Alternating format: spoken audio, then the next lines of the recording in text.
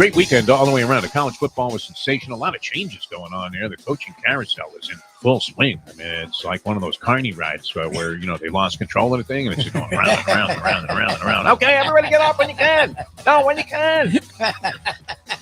I used to read the headlines in the racing forum. It was always great because the headlines were so archaic. I mean, they were just paying token homage to the idea that kind of like some of the public service announcements that you hear various radio stations play. I mean, they're obligated to do it by FCC regulations that were written when the Magna Carta came out. Do you really feel in your heart of hearts, having been in radio as long as you were, that the general philosophy of the radio station, go ahead and honor a commitment to do things that were beneficial to the local community? No. All they wanted to know, hey, is Zimmerman going to spill the beans on that account for the casino? That's all they cared about. The time. Wake up with Defo, joined by Lubie. Welcome to the Defo Show.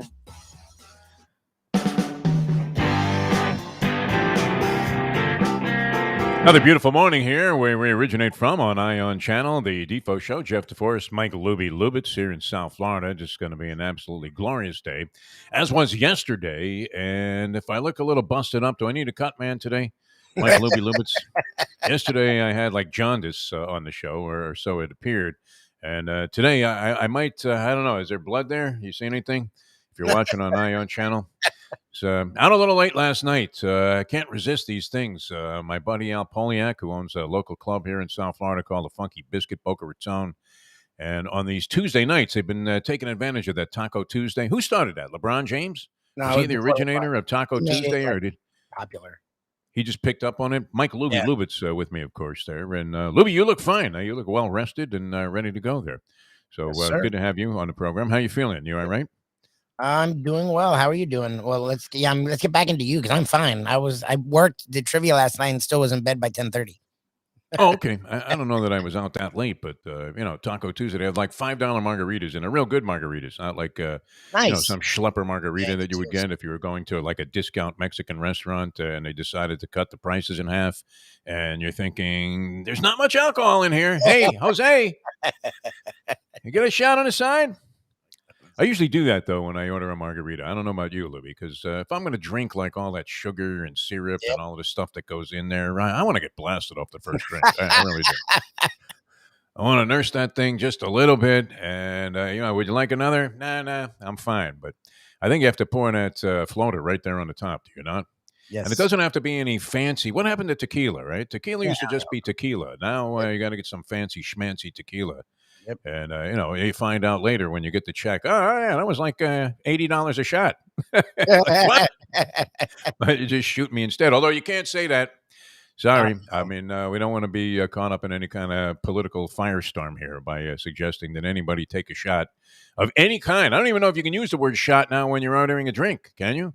Not really. All of a sudden, the cops descend on you in mass. They were waiting for. Okay, he said the word shot. That's it. But no, it's a terrible situation. What's going on in America? I mentioned in that clip too, and I always get a kick out of that because it was one of my favorite things about, and still remains. I don't know if they still do the morning briefing in the Daily Racing Forum, but if they did yesterday, the headline would have been "Pearl Harbor invaded," as if it had happened that day.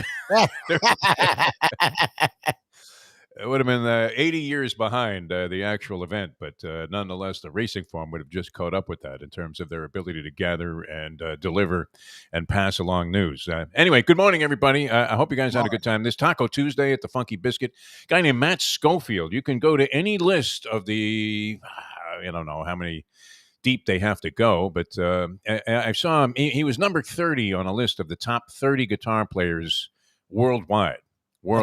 So that's saying a lot, man, because you can find it's funny too, because I'm walking in, they got a guy, some schlub playing a guitar, which I respect anybody out there. Any work is good work.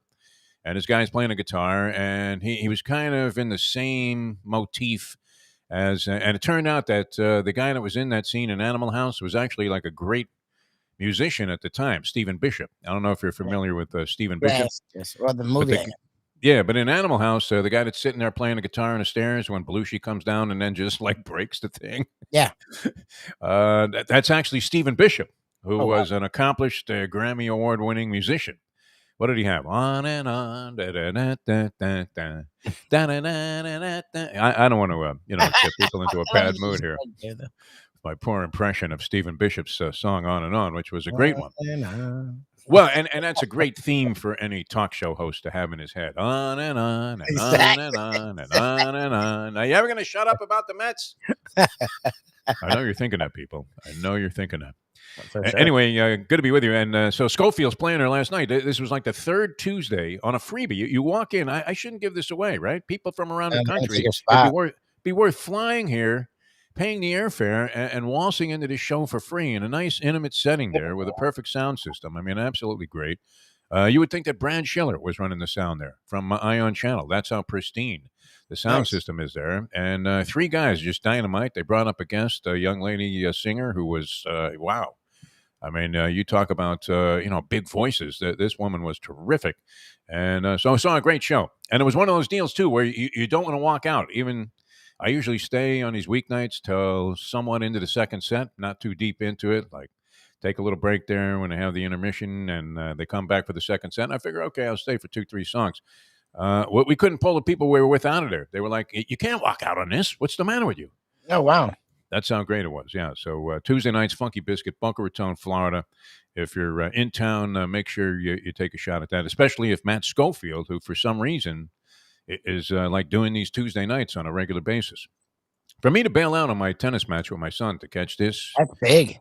It has to be big. And it's not just the $5 margaritas, although, because I'm not necessarily in that Mayo mode where he doesn't really search for bargains so much, although he will allude to the fact that there is one. But This is one of the great things that you could possibly do on any weeknight anywhere. I would imagine this was the best show musically that was going on anywhere in the country. I don't care who was playing where.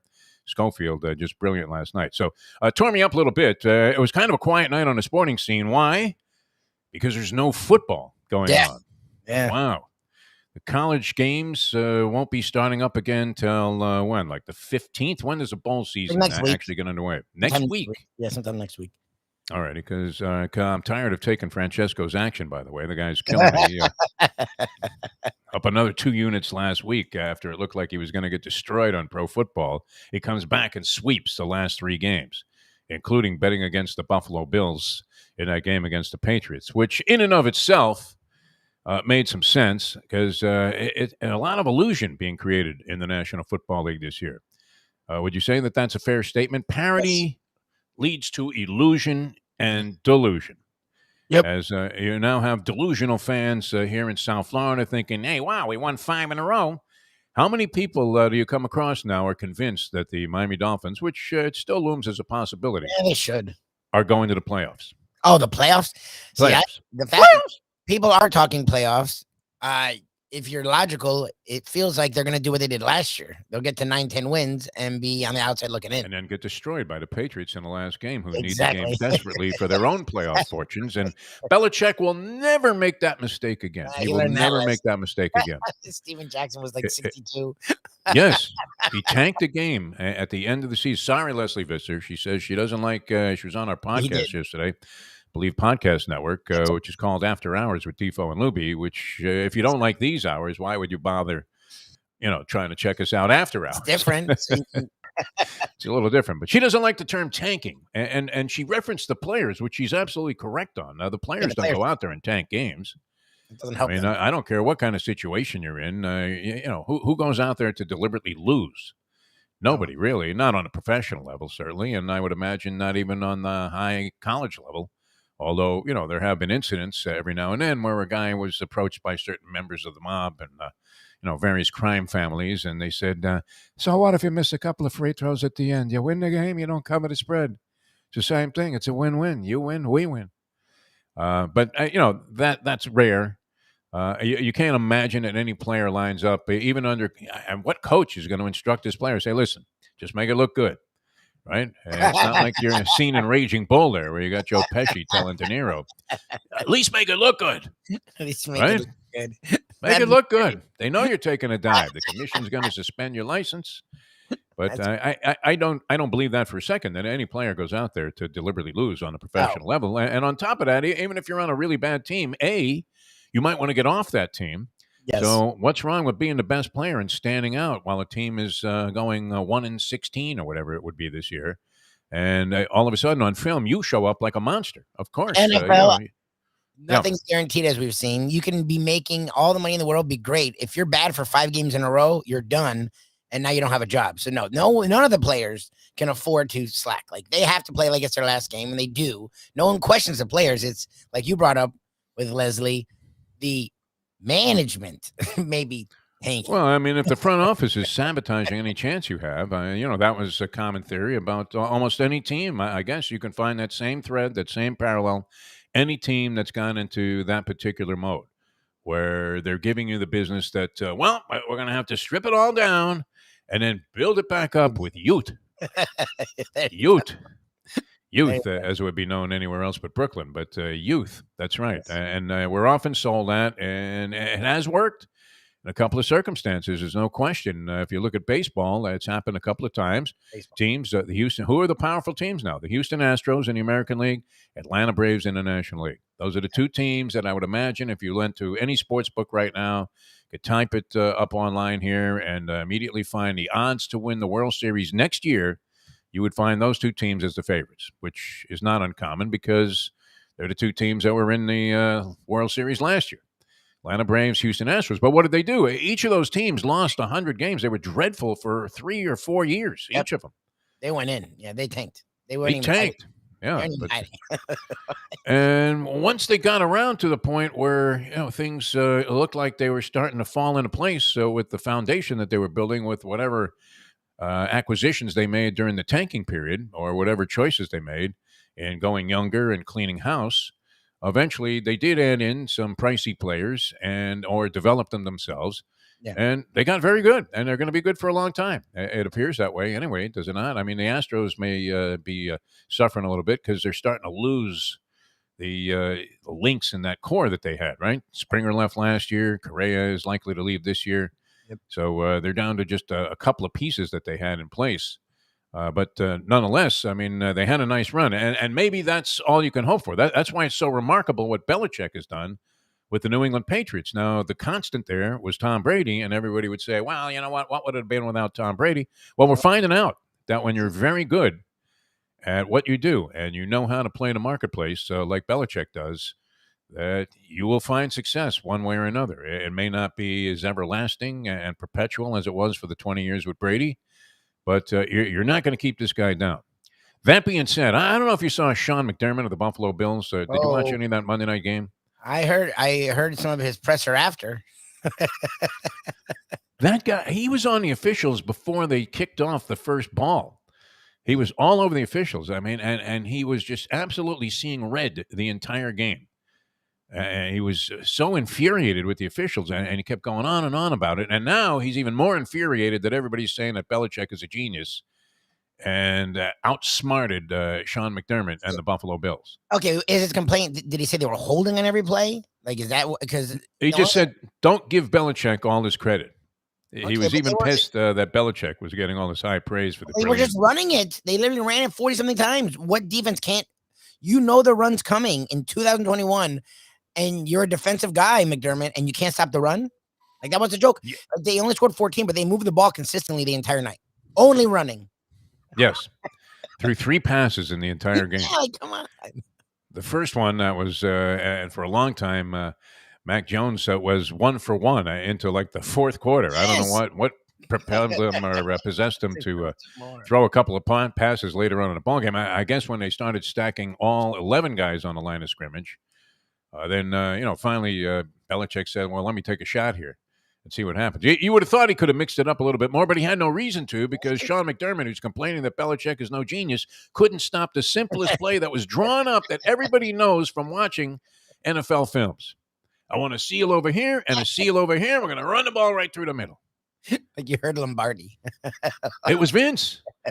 It was Vince all over again, reincarnated. Way to go, Bill Belichick, paying tribute, paying homage to the brilliant coaching of Vince Lombardi. Well, if Belichick's not a genius, then that means otherwise McDermott's an idiot. Like either Belichick's average and you couldn't stop an average coach or Belichick's a genius. Pick one, McDermott. McDermott had a couple of valid points on that and trying to diminish the credit that Bill Belichick is getting. And I would have to say this, and I don't know about you. I mean, you're not inclined to get into a Belichick conversation, but I happen to be talking to a couple of people that are very fond of Belichick and the Patriots, even with the departure of Brady. And they all had the same thing to say. I mean, I had that conversation about 4 times yesterday. I couldn't even pick up the phone anymore because I didn't have any more high praise for Belichick. So all anybody was saying was, wow, did you see that? What a genius. I thought the leather helmets was a nice touch. It really was. Anyway, the guy's 9-4. He's atop the AFC. He had a schlepper team last year. Everybody was laughing at him, saying, you see that, Bill? You're nothing without Brady. Yeah, it was nice. And then he just hitched his pants up and said, I'm going to take this guy that Lubie hates in the first round of the draft. Thank God he didn't call you before he drafted Mac Jones. He would have whiffed on the second coming of Tom Brady. You know what? It would have been interesting, too, to see how far Mac Jones would have dropped if the Patriots hadn't grabbed him at 15. Yeah. Because it always happens around a draft, too. What is that? Who are these people? Is it Putin that's putting out this information on the draft? Have the Russians even found a way to influence on social media the people's opinion in the NFL draft? Have they gotten to Mel Kiper, the Russians? Surprised Kiper wasn't on that conference call with Biden and Putin yesterday. Which, by the way, I mean, it's pretty hard to picture. Here's Vladimir Putin sitting on one side. Now, this was on a conference, teleconference type of call. Giant screens, though. I mean, it wasn't like you and me talking to each other with FaceTime. So Putin's sitting there, and he's got like nobody with him, man. He has, no trainer, no cut man, no guy carrying a spit bucket. If he did, it would have been like, a corner that looked like something Lou Duva would have assembled there around Putin. A guy with a towel, sponging him off. But he never schwitzed, and I don't know what he said because it's great. He just has that smirk on his face. Meanwhile, he's lined up like 100,000 troops, tanks, planes, aircraft carriers, whatever you can fit on the border there of the Ukraine, they're there, right, ready to bust in there. And here's Joe Biden, and he looks him right in the eye and goes, "Don't try it, Vlad." Now, what is Putin thinking at that point? Just who is this old geezer? Yeah, exactly. He had less fear of facing off with Joe Biden than Larry Holmes did when Muhammad Ali at like 70 got into the ring there by mistake and took that unfortunate and very difficult to watch beating at the hands of the heavyweight champion of the world, and was a 6-5 favorite, by the way, which was absolutely great. But anyway, so McDermott's all upset, and he says that Belichick doesn't deserve all this credit. The valid points he made, though, were that his guys had every opportunity to win that game. It wasn't like they were so badly outfoxed. It was, you couldn't see. Like, what did Belichick is a great coach, genius, I don't know, but he's a great coach. He's instilled. The funny thing is the term system when it comes to players is sort of, degrading comment, but for a coach, it's great. Like, he's put in a system where he finds the right players. He puts them in the position to succeed. So he's able to just continue to win. Call it whatever you want. The guy's a great coach. That wasn't great coaching. That was, at least he did that was job. taking advantage of the elements. Like, that's my problem. McDermott's not wrong, but who cares? They won. You didn't. You couldn't stop them running up the middle. That's all they did. Right. You would have thought at some point McDermott would have realized that, hey, you know what? They're pulling that right guard on every play. Every play? Every play. Right guard pulls out, runs across the line of scrimmage, blocks somebody on the left side. And they literally did that. I mean, you could actually see there was a seal over here and a seal over here. That was it. And unfortunately, their guy had the timing to hit that just perfectly, and they ended up gaining like 400 yards on the ground on a day where you knew they were going to run the ball on every play. And they essentially said, listen, we're not going to pass the ball, Sean, so see what you can do, buddy. But he's crying, man. He was upset the entire ball game. And he should be, right? The Bills looked like they were headed for the Super Bowl, a certainty. They go to the Super Bowl and be the number one team in the AFC. They started out 4-1, and they have now lost 4 of their last 7, including one to the worst team in the National Football League, maybe in its history. I guess you can't say that because they have a couple of wins. One over your Miami Dolphins. Exactly. The Jacksonville Jaguars. Urban Meyer has achieved something that anybody would dream of once again, which, is what we always say about coaching departures like Manny Diaz. You could be a failure in this business and just be, absolutely heaped upon with the greatest of riches. Yeah. $12 million is more than enough for me, Lubie. I don't know about you. I mean, Jack Namer, he's shooting for the moon here with this Ion Channel thing. But do I need more than $12 million, Jack? No. Once I get to 12, that's when we're going to stop. That's the line.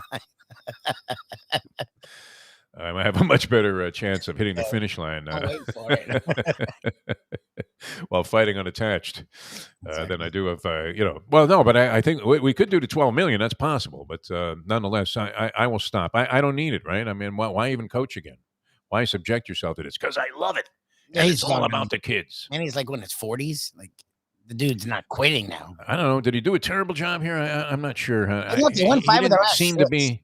Yeah, but he didn't seem to be in command of the overall picture. That seemed to be the problem. Inexplicable losses coming to teams. He did dumbass moves. Yeah. That he was learning on the job. You said it, and it's the truth. It's why Temple gave him a job, because he was about at Temple's level. And you can learn on the job at Temple. You can't learn on the job at UM. No. And he started counting Mississippi's on a 4th and 24 against Florida State, Manny. That's when that contract should have gone right in the shredder. Boom. You mean that play was at Virginia where they were inside the 10 and there was like 12 seconds left and all they needed was a field goal to win, and they did one more play for some reason, and of course the redshirt freshman throws an interception. It gets batted at the line, intercepted, and they now lose. Like that, you're just overthinking. That's literally throwing games away when there's such a big commodity. I mean, look, wins and losses in a 12-game season, you can't afford to have 2 games like that where you just make absolutely bozoic coaching decisions and cost your team a game. That's on the coach. You would have to say. You can talk about players make plays, and yes, they do. And coach, like John Harbaugh, he couldn't anticipate that Lamar Jackson was going to float one on a 2-point conversion, and that was just going to be barely out of the reach of the receiver. He gets a hand on it. Everybody's looking at him. But the truth was the pass was pretty crappy, and, you had a decent play made by T.J. Watt. But all of a sudden, that puts Harbaugh in a bozo category as opposed to an heroic position where they say, look at that guy. He has the guts to go for it. If they complete that, people are heralding him like he's the wow, look at the balls on that man. They're giants. Like, good for him. Problem was it took too long to transpire. By the time the officials, I don't know, was a timeout even called there by the opposition?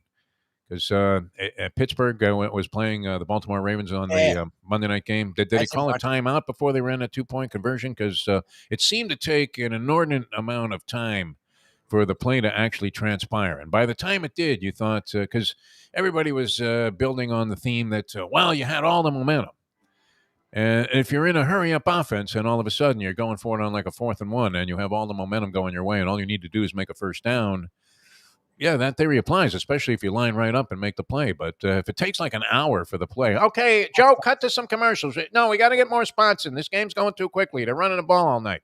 That's the worst. Imagine that. How long did that Monday night game take with the that was the Sunday night game, the Ravens-Pittsburgh, where Harbaugh went for 2. But how long did that take when they ran the ball on every play? That had to be the shortest game in NFL history. People were in bed by like 10 o'clock. The game was like an hour and a half old. Is that clock running? Yeah, it is. Anyway, Sean McDermott is all upset. People are giving Belichick credit for being a genius. Come on, Sean. Just swallow the loss and move on to the next game, please. Go out and beat the Jets or something. Do something worthwhile. Our Finns are climbing in the power rankings. They're ahead of a few teams. Yeah, they're number 19 now, according to this guy on CBS Sportsline. They're climbing the power rankings. And they're ahead of the Browns, the Vikings, the Eagles, and now the Seahawks have a lousy record at 4-8. Yeah. But you wouldn't picture at the beginning of the season that, it was difficult to tell what the Seahawks were going to amount to. Because who the hell ever watches the Seahawks if it wasn't for Russell Wilson and the fact that it's enjoyable to see Pete Carroll jumping up and down on the sidelines. I kind of dig that. I'm a Pete Carroll fan. A lot of people don't like Pete Carroll. I'm a Pete Carroll fan. How stunned was he when Malcolm Butler picked off that pass there? Oh, good. Unbelievable. He's looking at Bevel. Like, are you kidding me? Marshawn Lynch has just dragged the entire Patriot organization, including Bob Kraft on his back, for 100 yards to march it down the field. So why don't we try like an almost impossible tight inside pass, which the guy was open. The play was actually a good play. Butler made like a really good play. That's all you can say. Guy comes up like a spectacular and so unanticipated defensive play that like the cameras were already showing the Seahawks celebration. They were. And then he's like, what? He's got the ball? How off the hook did Tom Brady look in that spot? Also, remember his reaction? Wow.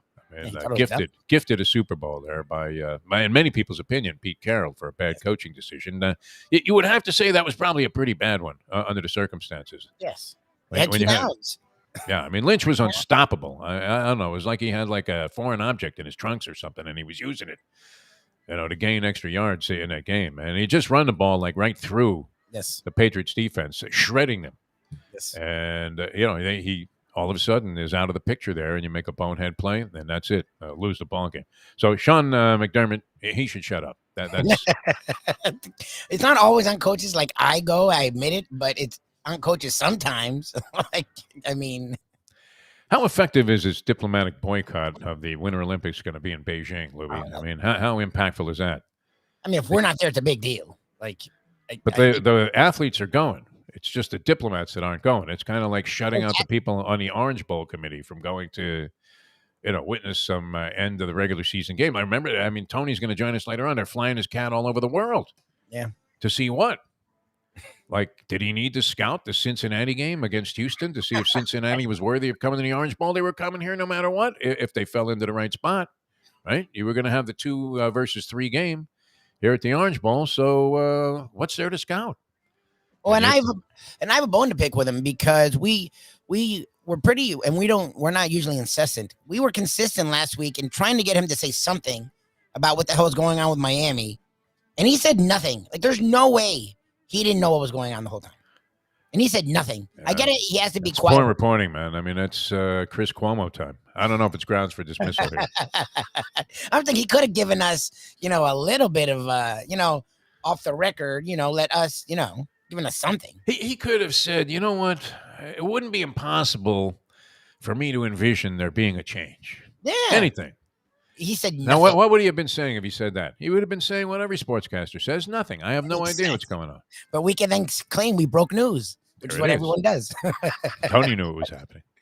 I don't know. Did anybody know it was happening? It was happening kind of quickly. I mean, you were saying there were secret negotiations with Lincoln Riley and USC for like months now. It's being discovered. Oklahoma people are saying, yeah. Okay. Really and that's entirely possible. I mean, I don't know that this stuff happens overnight. Did it really happen overnight? Who woke up and said, who was responsible for making this decision? That's the other thing that's in question. They don't have that. Blake James was let go a while ago. They have no replacement. Yeah. There's supposedly, did this guy from Clemson, Radakovich or whatever his name is, did he make the decision? He said, listen, before I sign anything, you better have Mario Cristobal down there. I'm not sure. And I'm not sure. You know what? Mario Cristobal seems to be a very likable guy. As I recall, he was one of the more approachable and genuine Hurricane players. We've had him on the show. Yeah, no, he was always very gracious with us and well liked by everybody. He's supposedly a really good dude, from everyone's account. To a man. Yes, and so was Manny Diaz, the previous coach that he's replacing. And yet these press conferences, they really become ponderous after a while because there isn't a single one of them that doesn't have the exact same theme. Well, you know what? We got everything we need here to turn this thing around. And everybody said that. I mean, the last 10 guys have come in and said the same thing. Gas prices are going to fall. Right? I mean, are we in control of that? Or is, some guy in Iran and they're saying, hey, listen, Mohammed, pull the switch on that thing. We're not giving any more gas to the United States. I don't know. I mean, does anybody really come through? The majority of people don't that line up for these kind of press conferences. So you ask yourself, as much as we want this to be the truth, that Mario Cristobal is here to save the program and bring it back to its previous glory. It used to be fun being a sportscaster in South Florida when the Hurricanes were big. Well, the Hurricanes, because they not only won, but they did what every sportscaster dreams of. Like you've taught me, they caused trouble. Caused a lot of problems. Yeah. And they pissed off a lot of people. Stuff every day because the nation hated him. Randall Hill running through that tunnel at the Cotton Bowl, right? The fatigues, all of this stuff. I mean, when they had guys that were on the offensive line that were too important to suspend for a game, throwing track stars off the second story of the dormitory buildings to the concrete ground. And, coach, what happened there? Well, we'll have to look into that incident. I mean, the guys there literally with cell phone cameras. It looks like there's a Zapruder film. You can see every frame of this guy guilty. And yet, you know what? We're playing Oklahoma this week, and it looks to be like Manny's going to be good to go. All right, very good. I don't want to get into the whole hypocrisy of college football because I enjoy college football. I really do. I'm glad they have it. It's kind of like this issue with horse racing, which is always unfortunate. And, you know, two of my favorite sports, of course, people, if you've been listening over the years, you know that thoroughbred racing and boxing are very much in my blood. In fact, it started with harness racing. I started out at the Jugheads at Roosevelt Raceway in New York. That was great. You would go to Belmont in the afternoon, and my favorite guy, one among my favorite guys, I love the people that are, you know, there when you're exiting an arena. It's not as prominent today. Now it's just like security, but it used to be like a pretzel guy. Some guy was making roasted chestnuts that everybody had to have. There was a guy selling knishes, and there was a guy that was wearing like a top hat and tuxedo. And he would stand outside as you were exiting Aqueduct or Belmont, and he was willing to give you a ride. I guess he would collect like 6-8 people and take a limousine over to whatever harness track was open that night. What? Now, how you got back from there, that was up to you. But he used to stand there as people were exiting, and there were like massive crowds then. I mean, even during the week, you would see like 10,000 people at Aqueduct, and on the weekends, you know, you'd have 40, 50,000 people, Belmont Park, sometimes more than that. And there was a guy just standing there going, "Trotter car, trotter car." And I'm thinking, wow, I mean, that is really trying to appeal and capitalize on the sickness that is exiting these gates. You just got clobbered at the flats, as they call it. And what are you going to do? You're going to hop in a limousine and get driven to Yonkers Raceway to watch Carmine Abatello's stiff horses at 3 to 5? What is that? Oh, God. But always great, those guys. I mean, the pretzel on the way out was a must. We were talking about this with the Gambling Gourmet because they just don't make them like that. I don't know what ingredient was in there. Yeah. You never had an opportunity to ever sample these old school New York, Philadelphia pretzels. And I think they were better in New York than Philadelphia. I believe that. No, but growing up, I feel like when I used to have a pretzel, because my mom loves pretzels with the mustard. Yeah. Like growing up, I remember being something different. Like when I've had them now, all these Auntie Anne's and all these other places, like it's not the same thing. No, not even close, man. That thing that comes in the little case that they usually use to pop popcorn, and then they got the pretzel rack in there. Those are garbage. Absolute garbage. Only out of total desperation and drunkenness. Yeah, you'll eat it, but it's not. Would you ever buy one of those? Like big fat piece of bread with a lot of salt on it. I'm going to the doctor today, so probably should have one. Yeah, I skipped the morning knish. I bet. Yeah, I started talking about this. I mean, what is the purpose of diplomatic boycotting? Yeah, I thought the players were boycotting. I thought they weren't of the Olympics. No, I mean, whatever. We don't have any Winter Olympians, right? Do we have a speed skater this year? I'm sure we have someone. We have a team. We just don't have anyone. Who do we have that's in skiing or anything like that? Lindsey Vonn is done, right? She broke like every limb on her body, and bless her heart, still competed for a long, long time, and even survived Tiger Woods. Yes, who was shrugging off blonde babes, like no tomorrow. Like Diana Nyad was shrugging off jellyfish on that swim from Havana. Man, that was tough, huh? Wasn't it? You talk about a tough grind. Diana Nyad probably gets the nod for me. Yes. When she had that jellyfish on her head when she got out of the water. Massive thing, too, man, with tentacles. Yeah. Talk about turning orange on camera, man. I mean, she was red as a beet. She was the line right out of the movie Blow with Johnny Depp, Bobcat Goldthwait. When he took the hit of pure cocaine, he said, "I can't feel my face." That was Nyad. But we don't have any Winter Olympians, do we? I mean, who's in the Winter Olympics? They're going to supposedly send the NHL players. Is that like a disgrace? I don't know. I'm confused. Games are in Beijing and China where people are naturally a little concerned, would you say? Might be in order? Yeah. About the inhumane treatment of the people over there? I mean, unless you're selling sneakers, it's no bargain, my friends. Right? Yep. So I guess, it's a winter game, so you don't have to worry about LeBron going over there and saying, well, I don't have any beef with the Chinese people. Exactly. He has to beef with everyone but them. But who cares? The Chinese just turned right around and said, well, we didn't want your crappy diplomats here anyway. So that's a real effective boycott. I hope Joe was a little more influential with Vlad yesterday. Joe Biden, Vladimir Putin. As it is tough to envision that Putin was scared off by anything that Joe Biden might have to say. I mean, Right. I mean, it would be like those guys that faced Mike Tyson when he was on his way up. Right? Did you really think Lou Savarese had a chance in there against Tyson when he was like 16-0 with 16 one-round knockouts? No. And that's kind of how that fight sized up yesterday. So we'll see what happens. I don't know. Did you see any troops pulling out of the Ukrainian border after yesterday's conversation? Not that I've heard. Nothing. Probably doubled it up. Not that I don't think it's a good idea. And I think, great, man. Get Putin to come to the table there and say, what the hell's going on out there, Vlad? But Joe Biden is a tough guy. Just doesn't seem to be developing any more in that area than he was when he was running for president. And I was naturally a Biden fan because I don't want to get into it. I'm going to be doing as a guest spot, a talk show later on. I saw the post. Yeah. I was going to go, who? Exactly. Do you know what he's about? Have you met him? No, that guy's like a real right wing. I know. We don't talk any politics. I'm coming up. No, this is, beyond the right wing. It's past the Attila Hun type of levels of conservatism from this gentleman, a guy named Mike Essen, has an online show and claims to be like the conservative voice. I would not be inclined normally to tune that in. So, I don't know. Well, I understand I had seen some of his posts and his politics obviously are the antithesis of everything I believe. But for some reason, he likes to talk sports. Okay. So his topic is who are the top 10 characters in NFL football history? That's right up your alley. That's when I saw that. I'm like, oh, Defo definitely can do that. Who do you have to put on that list? Who pops in your mind first? Yeah. Top 10 characters. And it could be, I don't know what the criteria are to qualify as a character, but I would think right away an essential on that list would be Art Donovan. Art Donovan, yeah. Real comedian, was one of the first guys to ever, be a personable guy. The NFL was always comprised of a bunch of stiffs. And here was a guy who was laughing at it. And, he was great. He got into the Miller Lite commercial, right?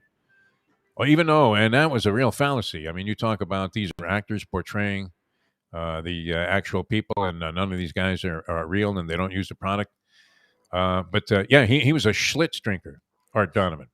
He used to take a case of Schlitz with him. I did a couple of trips with Art Donovan when I was doing some stuff with the NFL alumni. And he had a case of Schlitz that he imported with him everywhere he went. That's including funny. Jamaica, where we were a couple of times. And, the Jamaican authorities, they normally would just confiscate this stuff at the gate, right? But then they saw it was Art Donovan and go, yeah, no problem, Artie. If you need any weed, you could buy it at the beach also. Exactly. That was funny, smoking some weed, and having Tom Landry go by the door there as we opened it. And the smoke came out as if we had just opened a door to an incubator. Oh, jeez. And Landry gave us a look. Tom Landry. This is Tom Landry, not exactly a guy that you saw on the sideline as being overwhelmingly effervescent. No. And he said, you guys seem ready to have a good time. That's Tom Landry. Nice hat, Tom. I love that he made it. Wow. Tom Landry. That's great. He made a wisecrack. That was great. But Art Donovan would have to be one. I'm thinking Frenchie Fuqua is on my list. Frenchie Fuqua because of the shoes. And he often mentioned Frenchie Fuqua, Pittsburgh Steelers. He had the goldfish in the heels of his shoes. That's character, is it not? This was before it was in vogue to be, going out there on your own and having some wild style of your own. I would say Ocho Cinco. His name is Chad Johnson. And yes. He changed his name to Ocho Cinco, and the dude was dancing and doing all that ridiculous stuff when he would score, even when he wouldn't score. I might have to put Fred the Hammer Williamson on that list. Fred the Hammer Williamson was an early character in the NFL. Conrad Dobler was going to be at the bottom of my list, number 10, because he was always at the bottom of the pile fighting people. A respected player who was a dirty son of a bitch. This guy was the masked wrestler that comes in from Minnesota and immediately goes to the foreign object and starts giving the guy the business. Joe Willie might be my number one all-time NFL character, just based on the legend alone and the fact that I witnessed it with the two babes coming in the AFC title game, stone drunk out of his mind or hungover like nobody's ever been in their life. Foster Brooks wasn't this hungover after an all-night binge, and he rolls in there and somehow pulls out the game in the fourth quarter with a miracle pass to Don Maynard, and then predicts they're going to win the Super Bowl. That's character to me. That was great. All right, we're coming back with more. Tony Segreto is going to join us. We might have to run that one by Tony. Ted Hendricks, the Mad Stork, does he make your list? Ted Hendricks, he was kind of a wild man. You would have to put Jim McMahon on there, would you not? Jim McMahon? Did he not symbolize something for the Chicago Bears? I don't know where this is going to go because you could Probably come up with 100 guys. Sonny Jurgensen, known to come in. I mean, he would still have beer in his breath as he was calling signals. All right, we have to run. We're coming back with more. Don't forget about the championship meet being on at Gulfstream Park. It's absolutely sensational. The top jockeys in town here for the entire meet. The competition is intense. You got the Pegasus coming up, and that's going to be brilliant. I think it's going to be the final run for the horse Knicks Go, who won the Breeders' Cup Classic and was, I don't think there's any question. I mean, that would be like a unanimous choice as Horse of the Year, Knicks Go. Sensational campaign last year, and going to be running, I think, his final try in the Pegasus. So that's coming up in the month of January.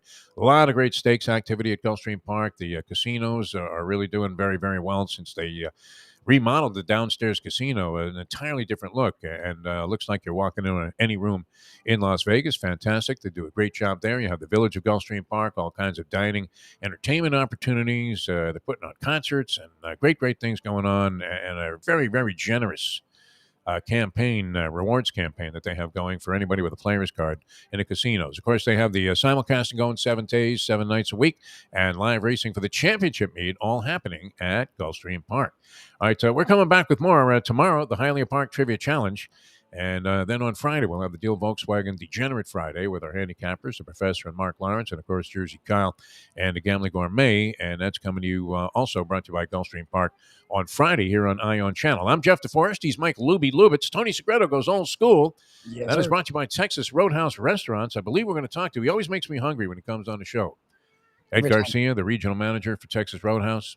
Every time. Big Michigan fan. Oh, wow. Yes, I congratulated him. I said, welcome to the playoffs, sir. I made So sure. He'll be going to the game now. How many tickets is Tony on the hook for? How does he not get to that game? Yeah, he's down here, and he's a Michigan guy. If Ed Garcia says to Tony Segreto, hey, Tony, can you do something for me for the Orange Bowl? Doesn't he have to come through? He has to, doesn't he? I don't know. He didn't do anything for us. We've been doing shows with him for 5 years. And he doesn't owe us anything, though. Yeah. I'm not talking about the tickets. I get over that. But the biggest news in all of South Florida, and we pestered him for an hour last week, and he didn't give us a peep. And he for sure, supposedly Mr. Cristobal, openly admitted they started last week discussing stuff. And Tony knew nothing about it? I'm sorry. And he's the one they're sending on these freaking trips. So I don't know. He doesn't know anyone. You're going to attack Tony Segreto on the show today. Legendary broadcaster Tony Segreto, one of the nicest guys you will ever meet in your lifetime. When I texted him to come on this week, I always remind him, and I was like, "Thanks a lot." He was pretty silent on that. I mean, he could have broken the news right here on the Defo Show. How big would that have been? According to the Defo Show on Ion Channel, Mario Cristobal will be the next University of Miami head football coach. Many people speculated in that direction and thought it was going to happen, but it seemed like a little bit of a pipe dream. I'm kind of, a little bit struck by the idea that Oregon didn't make more of a pitch to make the guy stay.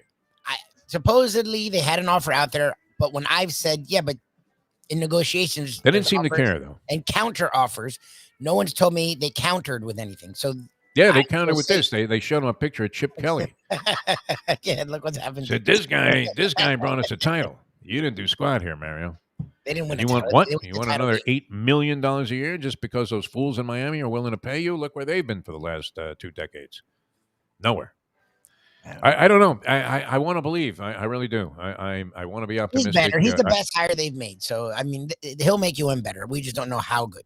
That's the question. You would have to think that he has at least more experience in how to run a program than Manny Diaz did, coming from a defensive coordinator's position and all of a sudden be thrust into a head coaching spot that, as you said, he hadn't really cut his teeth anywhere. At all. As a head coach. We didn't know how he was going to be, and it turned out to be somewhat, unfortunately, at moments of truth. He made very, very poor tactical decisions. It's stuff that, any fan is screaming at the television set, kick the field goal, Manny! I was. Do it now! I mean, what kind of craziness? Well, if we had a touchdown in that spot with 3 seconds to go, it would have made all the difference in the world. We were worried about point differential. Okay. You're number 2. Here's $6 million now. Go away. Right. Run for mayor. All right. We're coming back with more here on Ion Channel. I'm Jeff Deforrest. He's Mike Lubie. It's always a pleasure to be with you. A fine Wednesday edition of the program. And going to be a beautiful day here in South Florida. If you're from out of the area here and you're thinking about coming down for the holidays, Spend a lot of money when you get here. We need the infusion of cash here in the local economy. That'll be great. All right, Jack Namer is the head of Ion Channel, along with the lovely Amy. We appreciate their faith in the program, as always, and Brad Schiller running all of the technology to the point where even we can figure out how to do this ourselves. It's amazing. We'll be back with more in a moment. Now that. It's almost time for Tony. Play the ponies in style at Champions, the outstanding simulcasting room at beautiful Hialeah Park. Yes, the grand old lady of thoroughbred racing has never been more vibrant, and you can wager on the races from the top tracks around the country while enjoying a cocktail at the Brass Rail Bar or any of the fine food served throughout the facility. If poker is your game, you're covered in style, and you can play all your favorite Vegas-style games, including blackjack, craps, and roulette, in Hialeah Park's sizzling hot casino. Get a player's card when you walk through the door for all kinds of generous amenities, including our favorite, free play, when you come out to the ultimate casino and entertainment destination, Hialeah Park. Hey, folks, Tony Segreto here. What if I told you you could go to a great restaurant, feel completely safe because their COVID protocol is unmatched, have an amazing meal, have a great time. When the bill comes, you won't get sticker shock. You're going to say, that's too good to be true. No, it's not. Because I'm talking about Texas Roadhouse. Great family atmosphere, great atmosphere for a couple, great atmosphere if you just want to go by yourself and watch a game and have the coldest beer in town. And while you're doing that, have the best bread in town. All at Texas Roadhouse. Everything you get there is fresh every day and made sure it's served at your table, hot and ready to go. And the best part is you don't get sticker shock because the prices are amazing. Texas Roadhouse. Hey, it's Mike Mayo for Even Keel Fish Shack. Corner of A1A and Commercial Boulevard at Lauderdale by the Sea. It's my favorite place now for great seafood in a casual beachfront setting. They've got happy hour 4 to 7 Monday through Friday. They've got great dishes like grilled oysters and oysters on the half shell, bang bang shrimp, lobster rolls, octopus. They also have burgers and chicken for those who don't like the seafood. They're open 7 days a week for a lunch, dinner, and weekend brunch. Go to Even Keel Fish Shack, go say hi to Dave and Brad and tell them the Gambling Gourmet sent you. Recently, we realized it's not just hurricane season that can hurt us. Any time of year, things can happen to your home or business. And the insurance company can be your friend, but they also can be your enemy. Horizon Public Adjusters, Justina Testa, are here for you to help this process go so much easier. Before you call the insurance company, call Horizon Public Adjusters and Justina Testa at 954-809-8752. Would you go into court without an attorney? So why would you go up against an insurance company without Horizon Public Adjusters and Justina Testa? 7 to 10 times more money recovered with a public adjuster than if you went on your own. If there's no recovery, there's no fee. Give them a call at 954-809-8752. Why go up against insurance companies alone? You can have Horizon Public Adjusters and Justina Testa on your side. Buy or lease a Taos and take it to the house at Deal Volkswagen.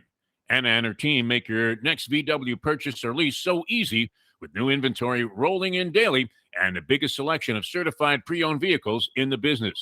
You can make your deal online at dealvolkswagen.com or visit the beautiful showroom in the classic location, 3601 Bird Road, right in the heart of the Gables. Or give Anna and the team at Deal a call at 305-448-DEEL.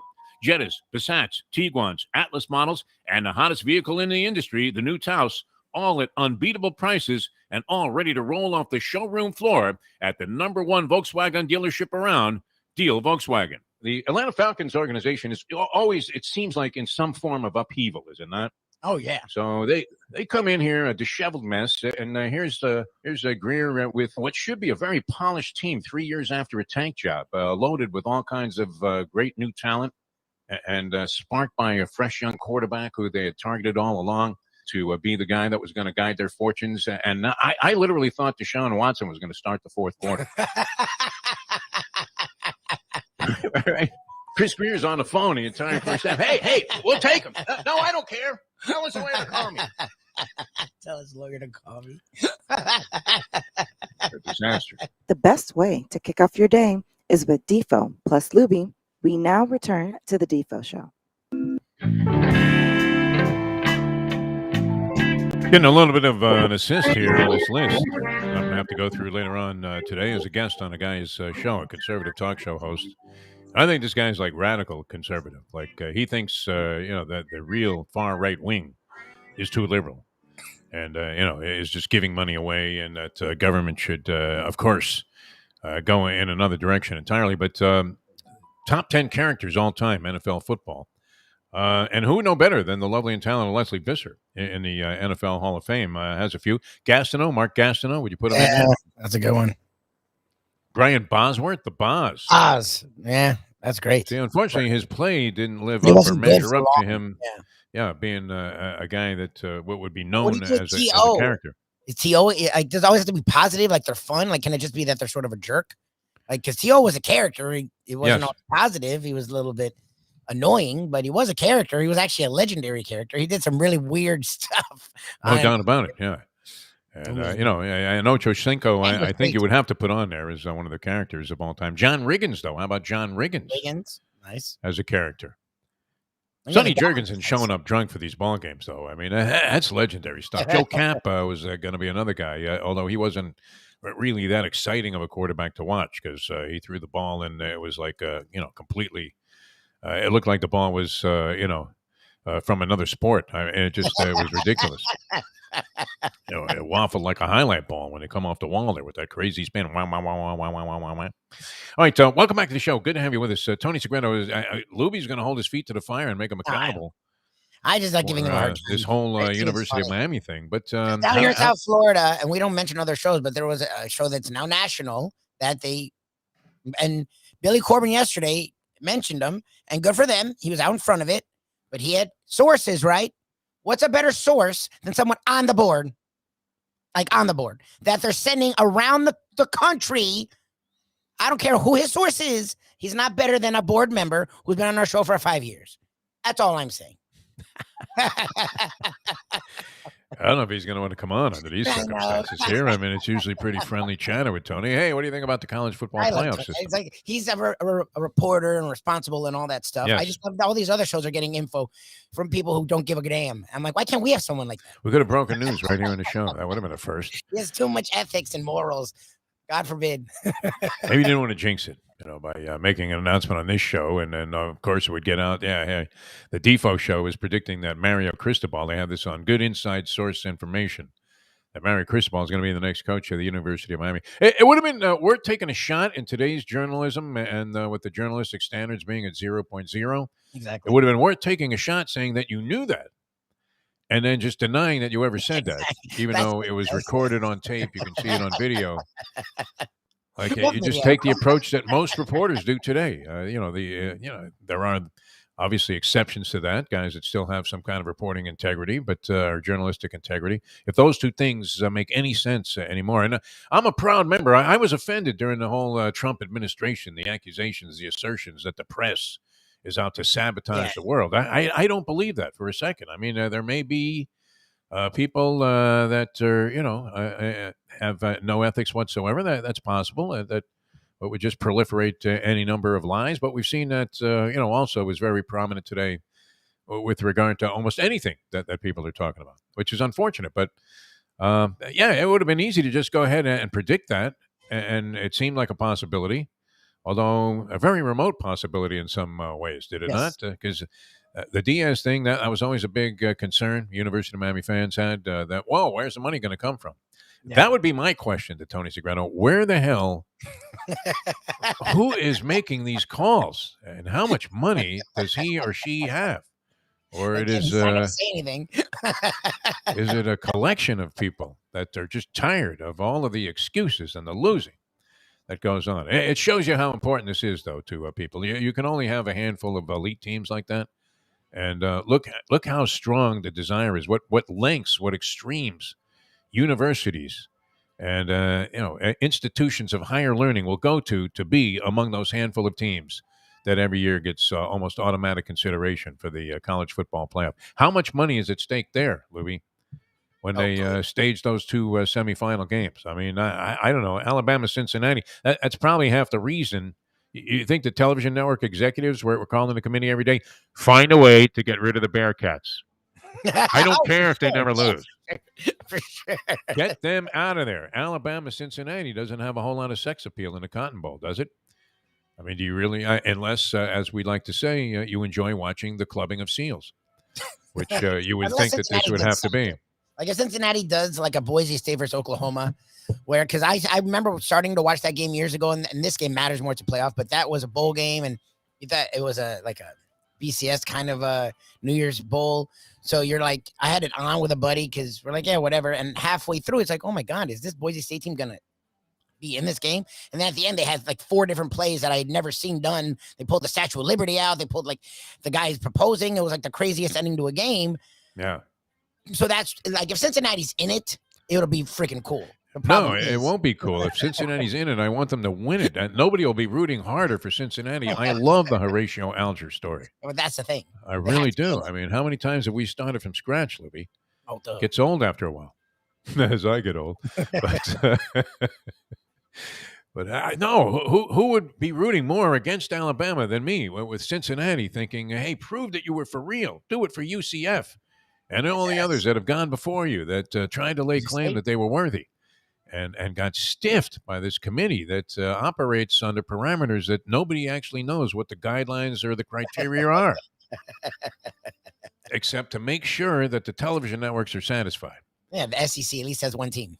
So Michigan, Georgia, you have a lot of sex appeal in that game. You really do. But Alabama, Cincinnati in the Cotton Bowl, I don't know that it really is going to be so scintillating that you're going to be compelled to give up not just one, portion of your New Year's Eve night to watch football. Think about that, too. I mean, look what they're asking people to do on New Year's Eve. Yeah, honey, are you ready? That's a whole nother story, right? I mean, what do you do on New Year's Eve? Do you stay home and watch football now? Oh, no, you're not allowed. And that's what's annoying. I am missing everything. You're telling the wife, hey, and she's not a fan of sports. You are. I'm not.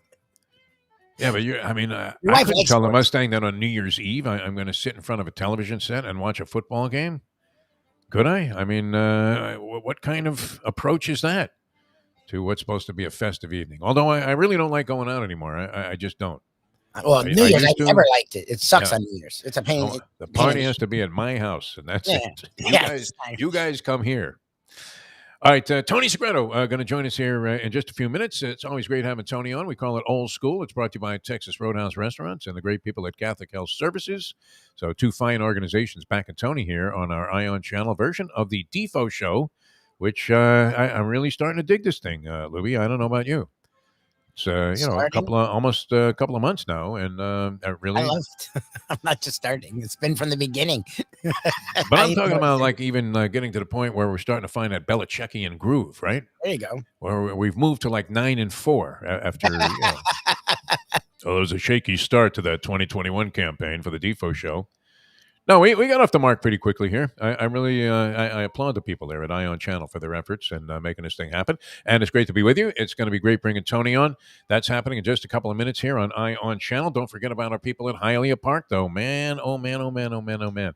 Sunday, see, I don't know. We're going to be able to get the Polyman to get out there on Sunday and enter the Handicapping Championship Tournament. I think we may have Dave Gurgles Gurgley representing the show in the Handicapping Championship. Yeah, that's the move. One of them. Right. One of those two. They're both great.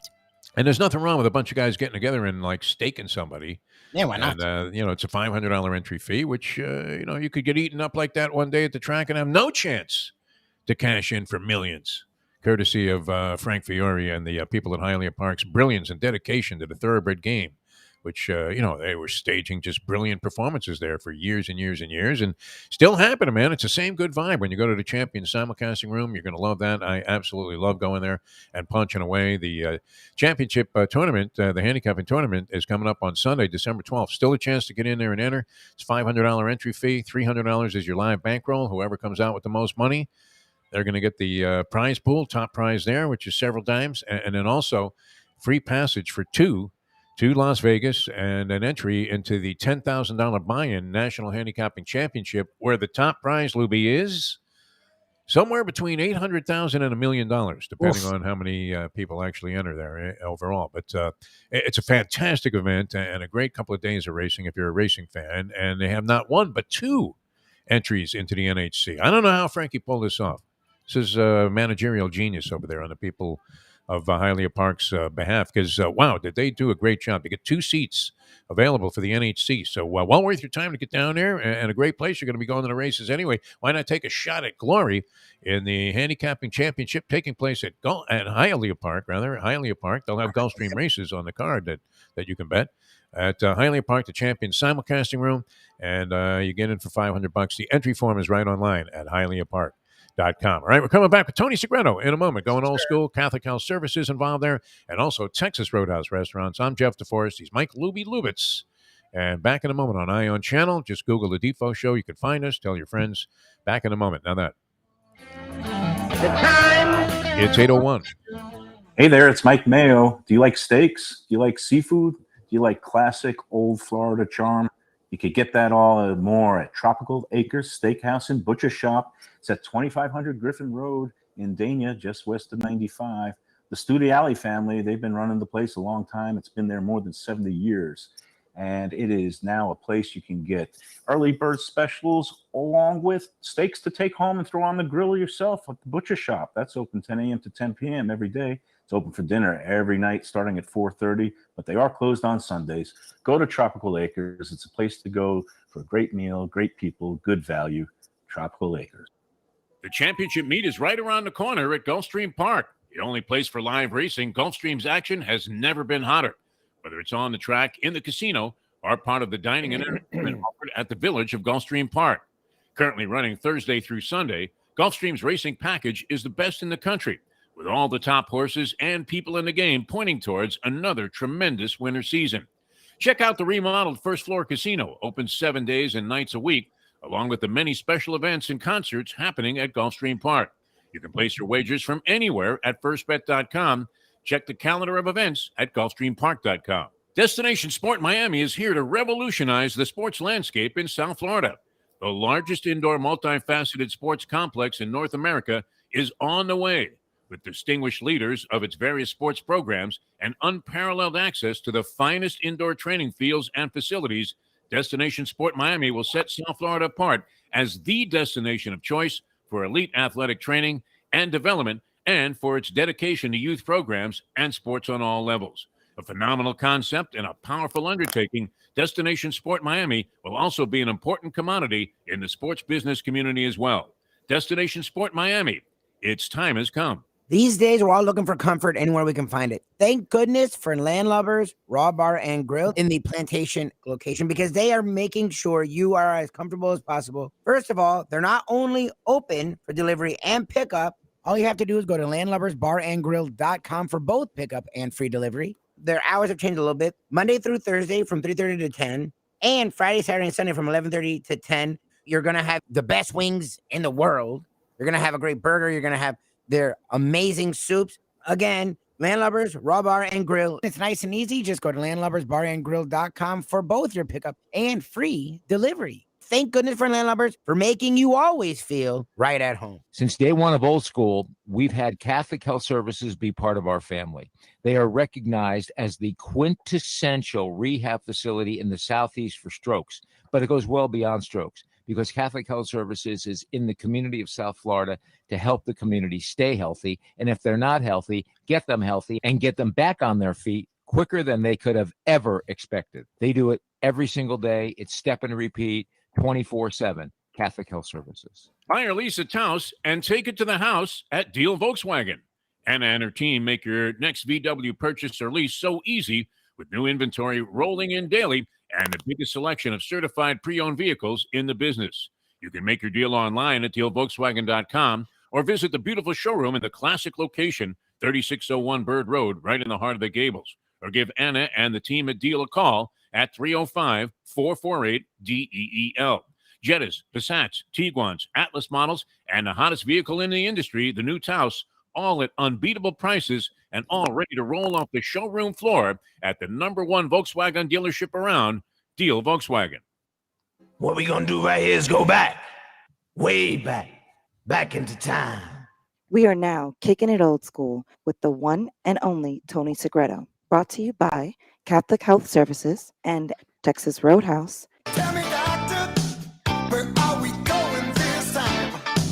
Welcome back to the show here on Ion Channel, the Defo Show. Jeff Deforrest, Michael Lubie, Lubitz with you on this fine Wednesday, and this should be good. It was a great fight over the weekend. Turned out to be far more competitive than a lot of people anticipated. A late substitute named Isaac Cruz from Mexico went in there against a guy who may be pound for pound the best on the scene today, Gervonta Davis, the current lightweight champion of the world, unified lightweight champion.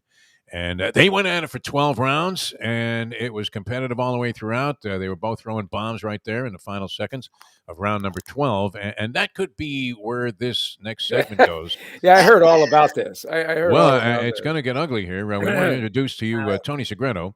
Of course, iconic broadcaster in the South Florida area, both in the sports and news genres, and known nationally for his work on the Sports Machine. I want to say Gene Michael for some reason, but it was George Michael, right? It wasn't Stick Michael, no. Yeah. I don't know why I thought it was Stick. Yeah. Nor was it Wham. So. Yeah. Right. I mean, it could have been that guy too. That's why I stumbled for a second, thinking, no, that was a guy. The guy was a singer. What are you talking about? But anyway, Tony Segreto, well known all around the world, and Tony's presence here every week, brought to you by Catholic Health Services, an outstanding organization, any kind of healthcare and rehabilitation, and of course, Texas Roadhouse Restaurants, one of our favorite places, which is going to be very much in the picture when it comes to all kinds of holiday parties, especially this boat parade thing. I'm trying to get the Mustang to come through with some stuff from Texas Roadhouse for that. But and the only guy that could use quintessential in a commercial endorsement and actually knows what it means, at least among the people on this show. Tony Segreto with us here. Tony, I'm just going to sick Lubie on you. It's kind of like he already jumped all over me on a text message. I texted him, but he's been embarrassing you in the early hour of this program. But no one pays attention to him, so it's fine. People are paying attention. That's the unfortunate thing. He listen. You knew nothing? I mean, what did you know? When did you know it? What did you know? What did you know? When did you know it? What did you know? We got inkling of it. What's today? Today's Wednesday. We got inkling of it over the weekend. I was in Cincinnati for the AAC flying around on the Orange Bowl ticket. Yeah, that's great. what it was. They sent him away. And let me just listen. I'm not avoiding this. I just want to tell you something. This is the honest truth. I went to Cincinnati. I mean, I'm really pulling back the curtain here. I went to Cincinnati a little jaded, trying to figure out, okay, how good can they really be? And what's this program really about? Is it kind of UCF-like? And where, the people are jumping on the bandwagon. Well, I left there thinking exactly the opposite, spending a little time with the administration, the fans. I mean, these fans have been fans for over 30 years in many cases. The love of the program, the way they run the program, Lou Fickle, the real deal. I mean, the real deal.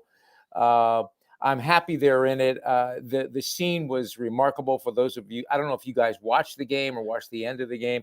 It was remarkable. It really, really was. And to see the fans react. And I'm sure they're upset that they have to go to Dallas because Dallas in January, or late December. I don't know, Defo. Have you been to Cotton Bowls before? I know I have. I've never been to the Cotton Bowl, but we were in Dallas when they had a snowstorm for the Super Bowl. When they had the Super Bowl there at the Cowboys Stadium, and it was no fun. Except we did manage to find our way without snow tires or any kind of ability to get traction on the roads to Lone Star Park, the local racetrack where I spent both of my afternoons that I was in Dallas. But anyway, we got inkling of it over the weekend, and that things were in the works, and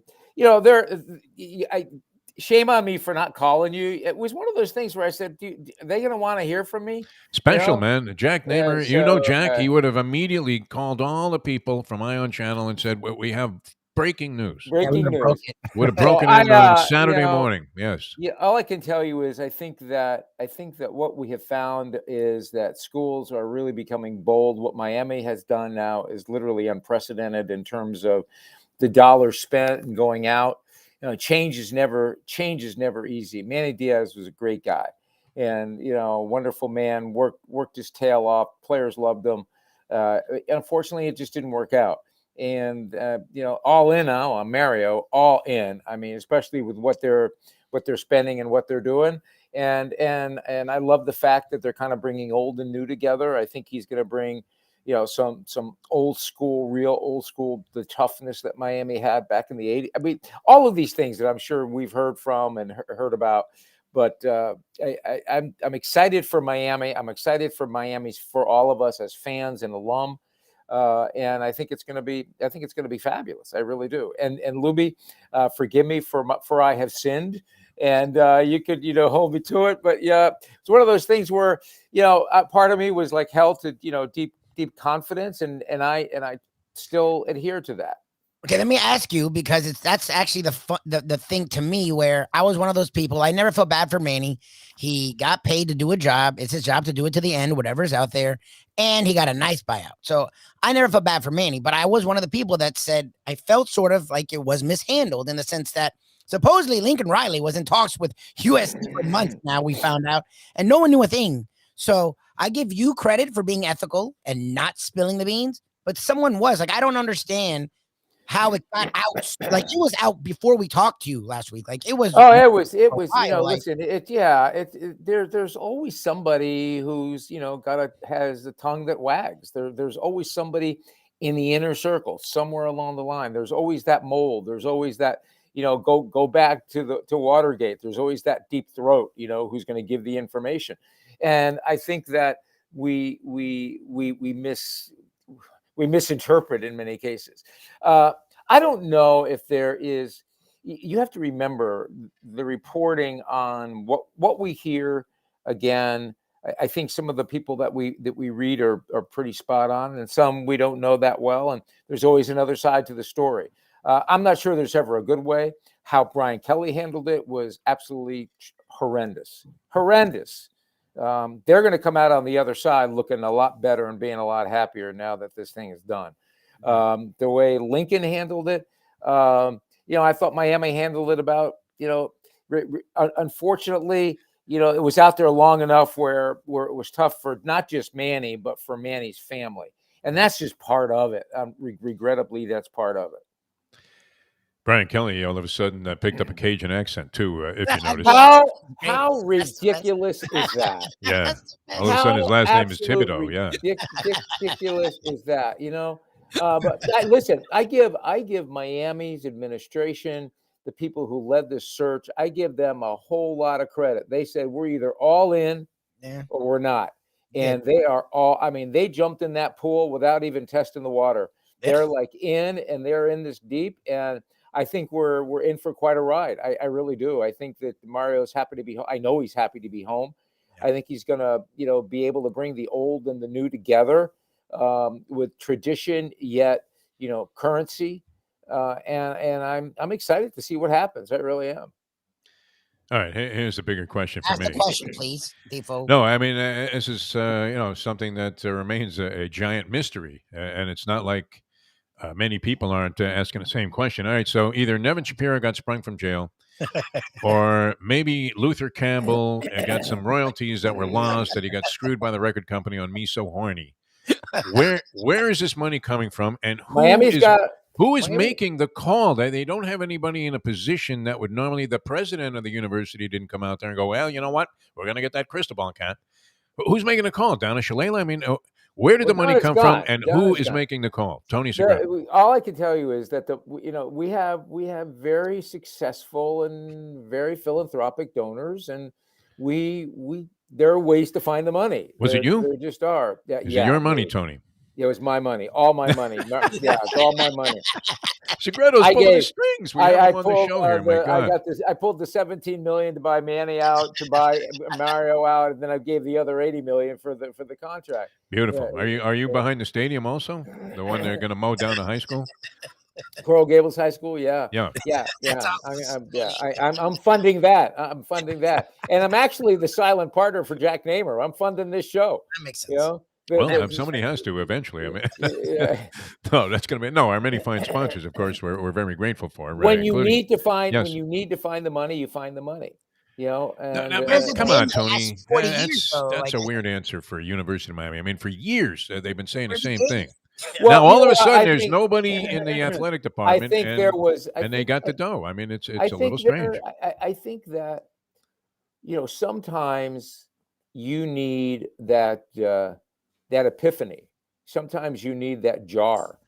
It's sort of like that time when you just you sort of make the sign of the cross and thank God because you hit the brake quick enough where you didn't someone didn't run a stop sign and you go I got to start being more careful, and all of a sudden you become more diligent in how you drive. All of a sudden I think Miami sort of like went, we cannot stand still. We've got teams passing us up when they see a Wake Forest going 10-1, and winding up in a in a New Year's Six bowl. And when we see other schools with facilities and we're losing players, I think they woke up and said, we're either in or we're out. We're either going to be doing this right or we're not going to do it at all. And I give them credit. I applaud them. They may have come to the party a little late, but now they're at the party. And they got the music and they're bringing some food and we're ready to rock and roll. Let's see what happens. Man, a lot of metaphorical cliches there, Tony Segreto. That was brilliant. He's going.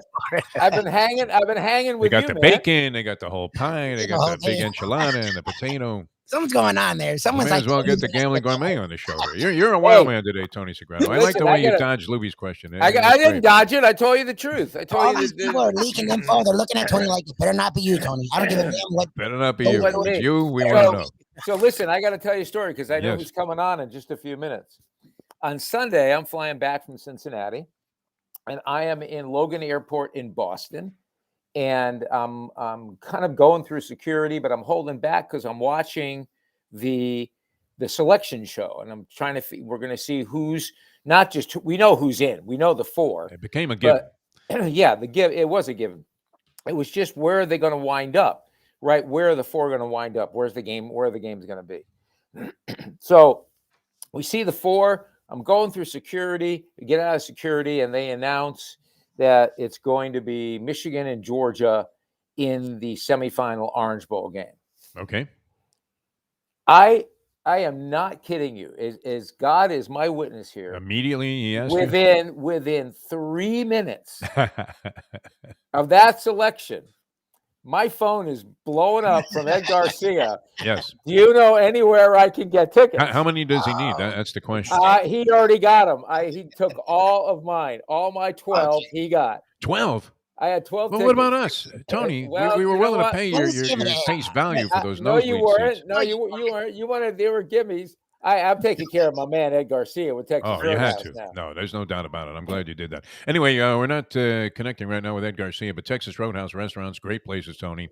And everywhere you go, I mean, it's always the most crowded place. I told you about my experience there in Lexington, and we're just driving, looking for a place, and then all of a sudden you see, wow, look at that parking lot. It's jammed. This must be a good spot. Look up. There's the logo, Texas Roadhouse. And why? Because they got great food, have great food, and they offer it at terrific prices. Same thing happened in Cincinnati. We were leaving the game and looking for a place to eat, and the most crowded place in the area was the Texas Roadhouse again. And I think you're right, because what do you look for in a restaurant besides the good food and good prices? You look for consistency, right? You know what you're going to get when you Yes. get in there. And that's what Texas Roadhouse thrives itself in. They not only take care of you and make you feel welcome and make you feel like you're at home because of the culture of all the people that work there, but you know consistently that their steaks are going to be unbelievable, that you're not going to get overpriced, that their ribs fall off the ribs every time you go. The only question you have is it going to fall off easier this time, or did it fall off easier the last time? And you're never going to get, taken to the bank when it comes to, your credit card having to pay the bill, no matter how many people you are. They do it right. They do it with care. 99.9% of what you eat there is made right at that restaurant, not sent in on a truck and then handed to the people there and then served. Not at all. It's all taken care of. Texas Roadhouse, they do it right. They do it every day. And trust me when I tell you, you will love the atmosphere and along with all the food that goes with it. Thinking about some of those signs for the boat parade party. It's coming up on Saturday night, the Winterfest boat parade here in South Florida. So what is Mustang pushing back on going to Texas Roadhouse? No, she loves Texas Roadhouse. I mean, she's fantastic. She's not a steak eater, but they have stuff for her also, which is fantastic. Yeah, salmon is fabulous. Yeah, we're not big salmon people. I don't know why. Pink fish, there's something about it. It doesn't really appeal to me that much. Although at one time, I don't know, I was going to this little Japanese joint and they had a great salmon steak. I got addicted to that for a while, but I gave it up, and I'm not sorry that I did. Anyway, more with Tony Segreto. So you saw Cincinnati play. Do you believe? We'll explore this in the next segment here with Tony. Does he believe? Because there is a degenerate gene floating around in Tony's DNA. And does What's he the believe spread? I that haven't even looked at the points. 13 and a hook was the original line that I saw? I don't know if that's changed. 13 and a hook. 2 touchdowns you have to win by if you have Alabama, which everybody thinks is going to be a crush job. But we thought that before, right? Thus spoke Zarathustra. Well, we thought that before when Georgia looked like a cinch to blow Alabama out of the water. Looked like a cinch. All right, we're going to come back. We'll explore this. Tony, we'll explore this in a second. I do want to tell you guys about Destination Sport Miami. You talk about something that's going to change the landscape down here. I know there's going to be a big infusion of cash in town when Michigan goes against Georgia with all the people partaking in local businesses and restaurants and hotels and things like that. That's what we live for here in South Florida. And it's going to be the same impact that Destination Sport Miami is going to have on a daily basis when they get established as the largest indoor multifaceted sports facility that you will find anywhere in North America. It's a very ambitious project. You can check out the details on it because it's almost mind-boggling to try and describe what these people are trying to do. They have great people involved, including guys running their programs like Randy Moss in football, Brian Trottier, 4-time Stanley Cup champion, is running the hockey programs, Jill Ellis, 2-time World Cup champion with the women's national team, in charge of soccer. My man, Levon Hernandez, taking care of all of these youth baseball programs. I love you, Miami. You have to love that guy. And you'll love this guy. I mean, Tony, how about Glenn Rice is running their basketball programs there? He's a good man. In advance of them even getting started. So people are signing up. Destination Sport Miami. It's going to be the ultimate destination when it comes to sport, aptly named the largest indoor multifaceted sport facility with incredible dimensions. Going to have 2 full-size football fields, hockey rinks, soccer fields, tennis courts galore, indoor with all kinds of different surfaces. It's our version of IMG, fantastic. right? IMG, very much like that. Only all indoors, which is really incredible. So you don't have to worry about getting rained out or anything. You're bringing a team here from another country to train in the United States. This is going to be the spot. Destination Sport Miami at destinationsportmiami.com. All right, more with Tony. That dogfight I was anticipating, I mean, wasn't exactly explosive here. I'll never go after Tony. Completely backed off. I just, you know what? Backed I told off. the truth. I told the truth. All right. We'll honor that. We'll respect that. Right. You can't beat the truth. That's all. I think Jack Namer would have sprung for the special. He would have called Brad. He would have called Amy and said, "Hey, can we put these guys on? We got breaking news." For sure. Jack and Namer's Ion so Channel good. would have been on the map as the Jack sports Namer network. is so busy. He probably wouldn't have even seen the call. Plus, Amy was glued to the TV watching football. They never would have even heard the phone ring. And Amy's elbowing Jack, going, "Hey, did you hear something? Was that the phone?" And Jack Not goes, during the game. Yeah. Who's calling me during the game? Segreto? That's right. Yeah. All right, we're coming back with more in a moment. Now that. I think it was Tony all along. It's 8:24. Destination Sport Miami is here to revolutionize the sports landscape in South Florida. The largest indoor multifaceted sports complex in North America is on the way, with distinguished leaders of its various sports programs and unparalleled access to the finest indoor training fields and facilities. Destination Sport Miami will set South Florida apart as the destination of choice for elite athletic training and development, and for its dedication to youth programs and sports on all levels. A phenomenal concept and a powerful undertaking, Destination Sport Miami will also be an important commodity in the sports business community as well. Destination Sport Miami, its time has come. These days, we're all looking for comfort anywhere we can find it. Thank goodness for Landlubbers Raw Bar and Grill in the Plantation location, because they are making sure you are as comfortable as possible. First of all, they're not only open for delivery and pickup. All you have to do is go to landlubbersbarandgrill.com for both pickup and free delivery. Their hours have changed a little bit. Monday through Thursday from 3:30 to 10, and Friday, Saturday, and Sunday from 11:30 to 10. You're going to have the best wings in the world. You're going to have a great burger. You're going to have their amazing soups. Again, Landlubbers Raw Bar and Grill. It's nice and easy. Just go to landlubbersbarandgrill.com for both your pickup and free delivery. Thank goodness for landlubbers for making you always feel right at home. Play the ponies in style at Champions, the outstanding simulcasting room at beautiful Hialeah Park. Yes, the grand old lady of thoroughbred racing has never been more vibrant, and you can wager on the races from the top tracks around the country while enjoying a cocktail at the Brass Rail Bar or any of the fine food served throughout the facility. If poker is your game, you're covered in style, and you can play all your favorite Vegas-style games, including blackjack, craps, and roulette, in Hialeah Park's sizzling hot casino. Get a player's card when you walk through the door for all kinds of generous amenities, including our favorite, free play, when you come out to the ultimate casino and entertainment destination, Hialeah Park. Hey, folks, Tony Segreto here. What if I told you you could go to a great restaurant, feel completely safe because their COVID protocol is unmatched, have an amazing meal, have a great time? When the bill comes, you won't get sticker shock. You're going to say, that's too good to be true. No, it's not, because I'm talking about Texas Roadhouse. Great family atmosphere, great atmosphere for a couple, great atmosphere if you just want to go by yourself and watch a game and have the coldest beer in town. And while you're doing that, have the best bread in town. All at Texas Roadhouse. Everything you get there is fresh every day and made sure it's served at your table, hot and ready to go. And the best part is you don't get sticker shock because the prices are amazing. Texas Roadhouse. Recently, we realized it's not just hurricane season that can hurt us. Any time of year, things can happen to your home or business. And the insurance company can be your friend, but they also can be your enemy. Horizon Public Adjusters, Justina Testa, are here for you to help this process go so much easier. Before you call the insurance company, call Horizon Public Adjusters and Justina Testa at 954-809-8752. Would you go into court without an attorney? So why would you go up against an insurance company without Horizon Public Adjusters and Justina Testa? 7 to 10 times more money recovered with a public adjuster than if you went on your own. If there's no recovery, there's no fee. Give them a call at 954-809-8752. Why go up against insurance companies alone when you can have Horizon Public Adjusters and Justina Testa on your side? Hey, it's Mike Mayo, the Gambling Gourmet here for my friends over at Shenanigans Sports Pub. It's a great place to go to take in a game, a good meal, and a couple of drinks. My friend Patrick, he's been doing it a long time, and he's got 2 locations. West side is right across from TY Park in Hollywood. And then the east side location is at 1300 South Federal Highway in Dania Beach.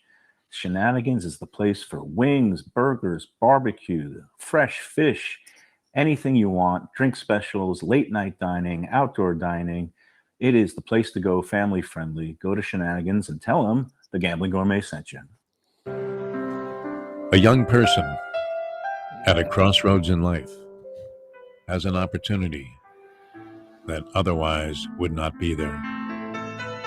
A Tony Segreto charity event, raising hundreds of thousands of dollars to help young people to find themselves in today's chaotic universe. A noble endeavor through college athletics, hardworking coaches, many hours of practice, many hours cracking the books. There is an answer out there for NCAA athletics. Yes, it does involve the pursuit of virtue. And nobody better to expose that and generate that thought than the great Tony Segreto. The morning just isn't right without Defo. It's now time for the Defo Show. Somebody loan me a dime. Very appropriate here. Although we did have that gift under in the Buffalo Patriots game. Lipschitz is not returning my calls, Tony. You'll find that surprising. Welcome back to the show, by the way. Jeff Deforrest, Michael Lubie, Lubitz, and the great Tony Segreto going old school with us. Brought to you by Texas Roadhouse Restaurants and also Catholic Health Services. And, Tony, I've been flying around a lot, Tony. Now, where do you go? I was thinking, do you have to, drive to Boston to catch these flights to Cincinnati from your digs No, in the deep woods there in Vermont? Actually, when I went to Cincinnati, I left from a little commuter airport about 20 minutes from my house. Tomorrow, I go to Houston and have to drive to Albany, New York to catch the air. What are you doing in Houston? Airport. They're finished. I'm They're going out of it. I'm going to be with the great Joey Kornblit. Oh, Get nice. out of here. Okay. That's awesome. He was recognized. I think he was at this ceremony because they had the final performance of Highlight at Dania Highlight, where, of course, Joey dominated, and the Blue Hairs loved him there. Come on, Joey.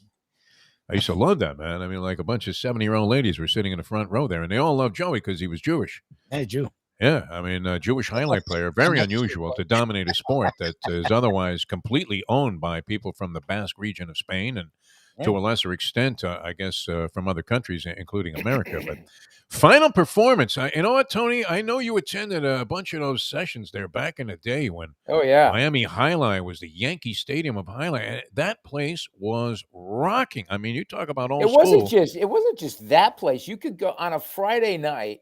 You could go to Miami Highlight, and as you said in your words, it was absolutely rocking.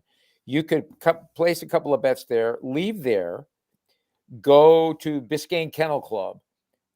Place was packed. They're hanging from their rafters same again. thing. Yeah. Flagler Kennel Club, same thing. Dania Highlight. It's just step and repeat. And then the next day, get up and go to Hialeah Racetrack for the ponies. And that too was. It was a wonderful life. I was living the dream. I was so happy I came here, Tony. You guys, we joke about how when the Dolphin schedule came out. Yeah. Well, it was the same way when the Board of Business Regulation would come out with the dates. Winter dates in racing, yes, with the winter dates in racing. Who got those ugly. Coveted middle dates when everybody was down here and the good horses were down here and.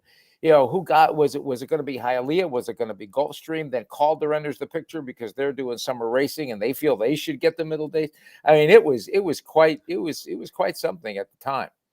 Very competitive. Yeah. The highlight though, I really enjoyed it. I tell you what, I like anything unusual that you can bet on where there's a live crowd and there's an atmosphere. And the game was a little bit difficult in terms of you couldn't comprehend how hard it was to actually just have the technique of playing highlight. I mean, I guess if you had it, we're born into the sport like we were in a baseball or whatever, or football. Okay, so as a young kid, you knew a lot of technique, but this game, I mean, you talk about an egg ball. I don't know. Did you ever get out there on one of those media tournaments? Oh yeah. I made a fool of myself too, and I'm a pretty good. You and I are pretty good athletes. I mean, it was a hard game to have any tough. clue how to play. It really was. You're right because everything you knew as a ball player, you could not apply to this because the arm motion was completely different. The reaction was completely different. How you caught it was completely different. So all of those things combined. I mean, between that harness racing and doing the automobile racing, the demolition derby. I mean, all the different stuff you had to try. Daredevil Sportscaster. We were very fortunate to be able to do all those things because and to survive. Really, I always worried about this was my big fear because I had put on a little weight and I didn't want to pull a hamstring getting in and out of the NASCAR automobile because the doors don't open on those cars and you have to climb in and out through the window while wearing this NASA suit almost like as thick as a hazmat suit that you're not accustomed to with the shoes and everything, the fire shoes, and then you're trying to climb in through the window, a fat guy, it doesn't work. I don't know how Cale Yarborough ever won a race because I don't know how he got into the car. AJ Foyt, same thing. How did he ever get in and out of the car? I think they opened it special for him. What they have like design? They're the only guys that had the door that opened. I don't think so. Do you not sleep? Did you ever pull a hamstring? Did you ever pull a hamstring doing that, Tony? No, you know what? I never did. Or get hurt doing some kind of media.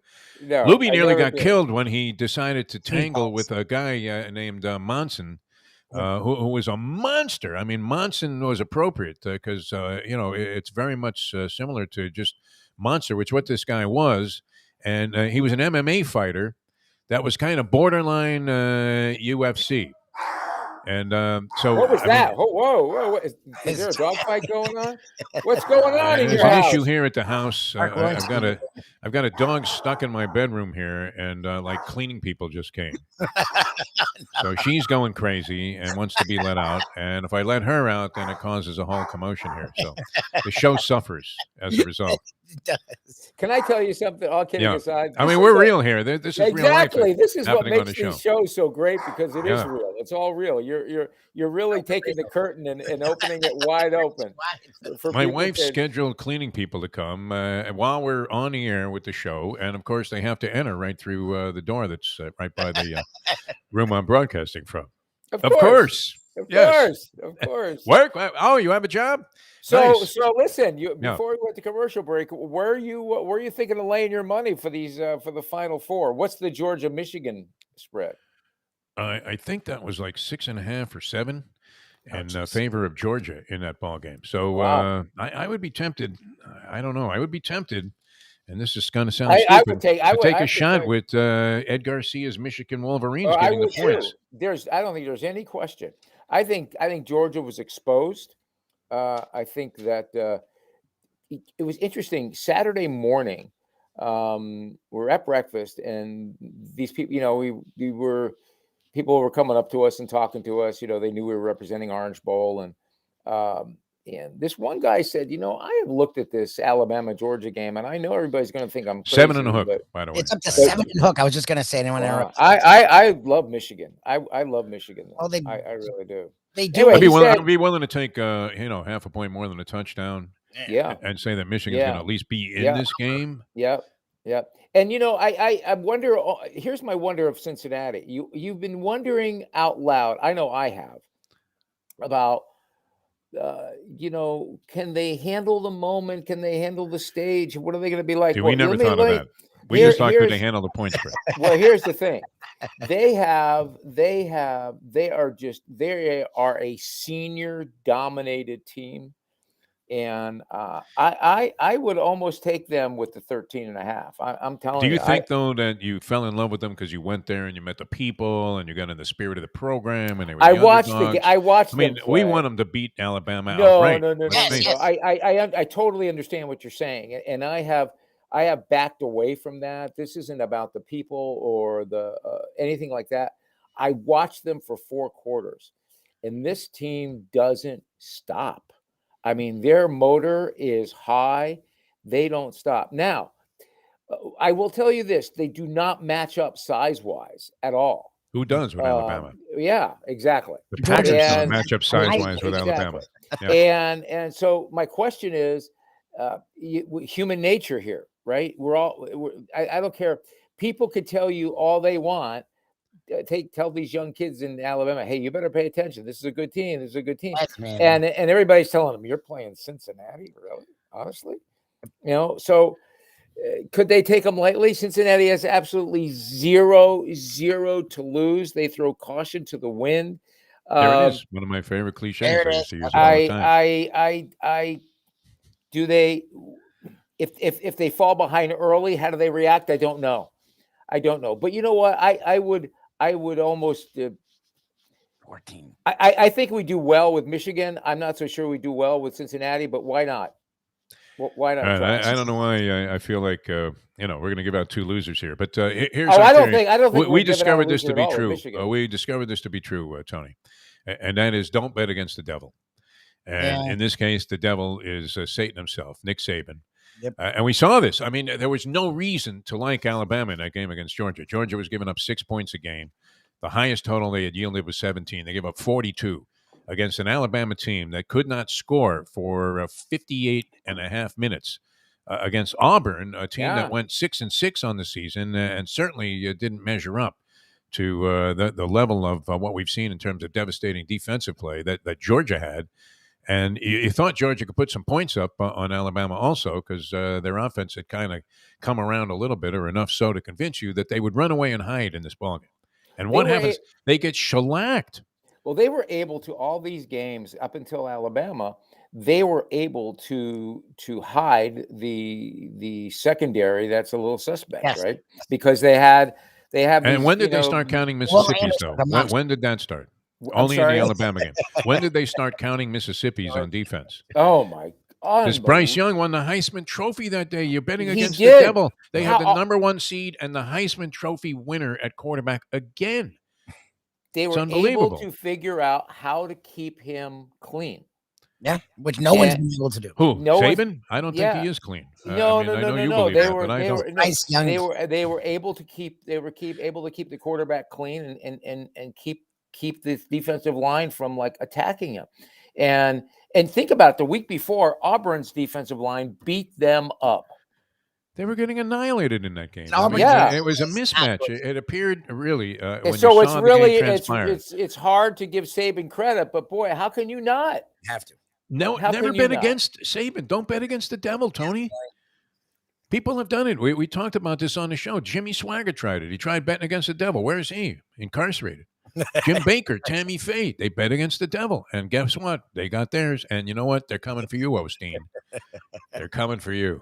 Don't worry about it. Yeah, find the money. I know. Yeah. All right. Catholic Health Services. You can't go wrong with these guys, Tony Segreto. I love them, and I came to love them. And as I've told you many times, and the people in the audience, my brother is as discriminating a critic, especially of any kind of bureaucratic red tape that has to be dealt with, as anybody. He hates nonsense, and he hates it when people avoid giving him a direct answer. And this is so critical in healthcare, especially for the people, not just the patient, but the family and their friends and the people that are concerned that are helping this person. You need a direct pipeline of communication. I have never seen anybody better at this than Catholic Health Services. And then on top of that, their services are impeccable. I'm going to speak as candidly as I possibly can. As you get older, there are sometimes you don't hear what you want to hear. There are things that get by you, and I think that communication from a doctor and or a healthcare service is vital to the entire family. And that's, to your point, that's where Catholic Health Services again excels. They have people who communicate with the whole family. When your loved one goes in for rehab, no matter what that rehab is, right, or has a question, whatever the case might be, the Catholic Health Services administrative staff, the therapy staff, the doctors, everybody gets on board and totally communicate to the entire family, because the entire family's in. Because what happens to this loved one impacts the entire family in some form or fashion. So you need to know what's going on. It's vital that they know. If for no other reason, then if the loved one doesn't understand, the other people do, and they can then impart that information to the loved one at the appropriate time. So I think that, to your point, Catholic Health Services is the real deal. We keep telling this, people keep shaking their head going, if this is too good to be true, then it's not true. You experienced it yourself. You believed that it's too good to be true until you experienced it yourself, Defo. And we're sorry you had to go through that, but they made it as easy for you as they possibly could in the most difficult time. And that's what they do with other families as well. Even if you have a question, we tell people, call Catholic Health Services. They'll answer it. Lots of questions about the booster shot, all these new variants coming out with COVID-19. Let's have those answers ready for you. And that's what Catholic Health Services will do. No, it's great too. They put somebody on the phone. It doesn't matter. You deal with different departments and categories of rehabilitation, or in this case, it was like home hospice care, unfortunately. But the people that answer your questions know exactly what they're doing, what they're talking about, and they're people of action. So if they say, hey, there's going to be a car there to pick somebody up at such and such, it's there. It's never in question. So you're not really great service. Catholic you're Health not Services. given 100 prompts when you call them. You actually get to a human being. I mean, how frustrating is that when they tell you, well, tell me what your answer, so we can get you to the right person. And you keep saying representative, and they go, well, no, not yet. We're not ready to get you there yet. Like, come on, really? Yeah, I mean, you're just, sort of voicemail hell all the time. Exactly. And nobody ever returns your calls. I mean, this is why we can't recommend them more wholeheartedly. And that's very personal for both Tony and me. And, eventually, if anything happens with Lubie, I'll go there. Yeah. You ever need those services? They're the place to go. No question about it. All right, so we're coming back with more with Tony Segreto. It's old school with Tony Segreto. Tony, of course, great friend, and you could tell. I mean, you can't find a finer person, a man of greater integrity, although, it wasn't exactly the Jerry Springer show when Lubie, if that was your idea of attack journalism, Lubie. I was never going to attack him. That's the funny thing. Hey, listen, I got to ask you a question. What's going to happen on New Year's Eve? Are you going to be able to watch these games? Oh, no way. Or that's a whole other question. I mean, we brought that up. We'll be out of town in a cabin, so everyone will pass out. That's what happened last year. They all passed out, and I stayed up all night watching the games. So it's actually where are you going in a cabin? Asheville. We're going to Asheville the last week of December. Get away from everybody, Lubie. That's a great idea. I don't know.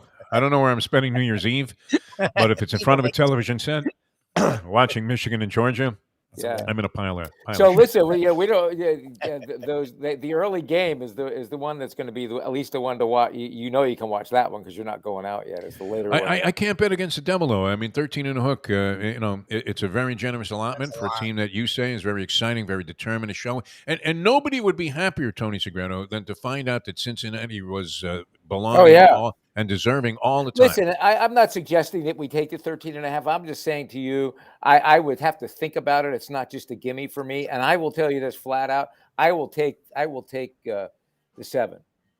7 and a hook? No, I think it's a very generous allotment. I hope we're not wrong about that. I think Michigan wins this thing. I really do. Their momentum coming into this game has to be brilliant because everybody thought they were going to fall flat against Iowa. They didn't do that. But you give Nick Saban 4 weeks to prepare for anybody, my friend, and you're talking blowout city. Blowout city. So I'd be 13.5 blowout. 13.5 blowout. Like maybe 35.5 blowout, something along those lines. Like never a contest. I hope not. Excuse me 1 second. I know where you have to. How's Cincinnati secondary? Just off the top of your head there from what you saw. Listen, Houston's a passing team, right? Yeah, they held Houston pretty. They held them at bay. Here's the thing: if Alabama, if I'm looking at the tea leaves, and if Alabama wins, I just hope it isn't a blowout where people are going, see, Cincinnati didn't deserve to be in this thing in the first place. I just don't, and you know what? I don't think you can say that, though. I think otherwise people you would never include anybody of that caliber. I think people will. And what people don't understand is Alabama blows everybody out. Yep. Yeah. They blow Georgia. They go, oh my gosh, Notre Dame is in it again. Alabama's going to blow them out. Well, you know what? Alabama blows everybody out, for goodness sake. Except for Florida and Auburn, which gave you reason to believe they were going to get blown out themselves. Yeah. And again, we keep coming back to probably what should be everybody's religious degenerate mantra: don't bet against the devil. All right, we're coming back with more. We'll wrap things up on Old School with Tony Segreto, brought to you by Catholic Health Services, Texas Roadhouse Restaurants. I'm Jeff Deforrest. He's Mike Lubie Lubitz. We are planning a trip, Tony, and I don't know if you're going to be able to make this one. Oh. Might have to get that little commuter flight out of New London, Groton or something and jog on down to Key Largo, mile marker 104. When is Jimmy that? Johnson's When is Big that Chill. event gonna Next be? couple weeks. I think I want to say maybe a week from Monday. Oh, I'll have to clear everything up there. Hey, Jack, you available? Because we're going to have to schlep a truck down there and all kinds of stuff to really bring this thing in its full splendor with Jimmy Johnson joining us on the show. We'll try and talk Leslie Visser if she's available and coming down there. So we'll have dueling Hall of Famers. And, of course, John Congemi a part of that thing. But the Congemis do a tremendous job. I know you like quality people, Tony. That's what you're all about. These are quality people that are running. John and Carmela and their beautiful family. Yeah, they're great people, boy. They are great people. Dear friends. Did you cover Dominic? I mean, he was slinging a rock, I think, for St. Thomas Aquinas back in the days when you used to patrol the sidelines there of top football programs on the high school level, right? Friday Night Lights. Yeah. And, I'll tell you what, man. It was great. It was great to be on the sidelines in Cincinnati. It was like old school for me. I hadn't been back on the sidelines. You didn't have a seat for this game? You were just down there? No, I did. We just, with the Orange Bowl, we were meeting a lot of people on the sideline. We met the commissioner of the AAC, the president of the universities, and got a chance to speak to the head coaches before the game. So it was the place for us to be. All right. So, and no one had to drop an attaché full of cash to get this access, or no, you can't speak about that. Anyway, you don't have to drop a bundle of cash if you're going down to Jimmy Johnson's Big Chill, and it's a perfect place. I mean, aptly named. Larry Calvano, the owner there, is just absolutely incredible, and Jimmy's on the scene frequently, seeing a bunch of stuff shot when you had Jimmy Johnson interviews, and there it is in the background there, the scene right there on the bay. Just a great place to relax, terrific food.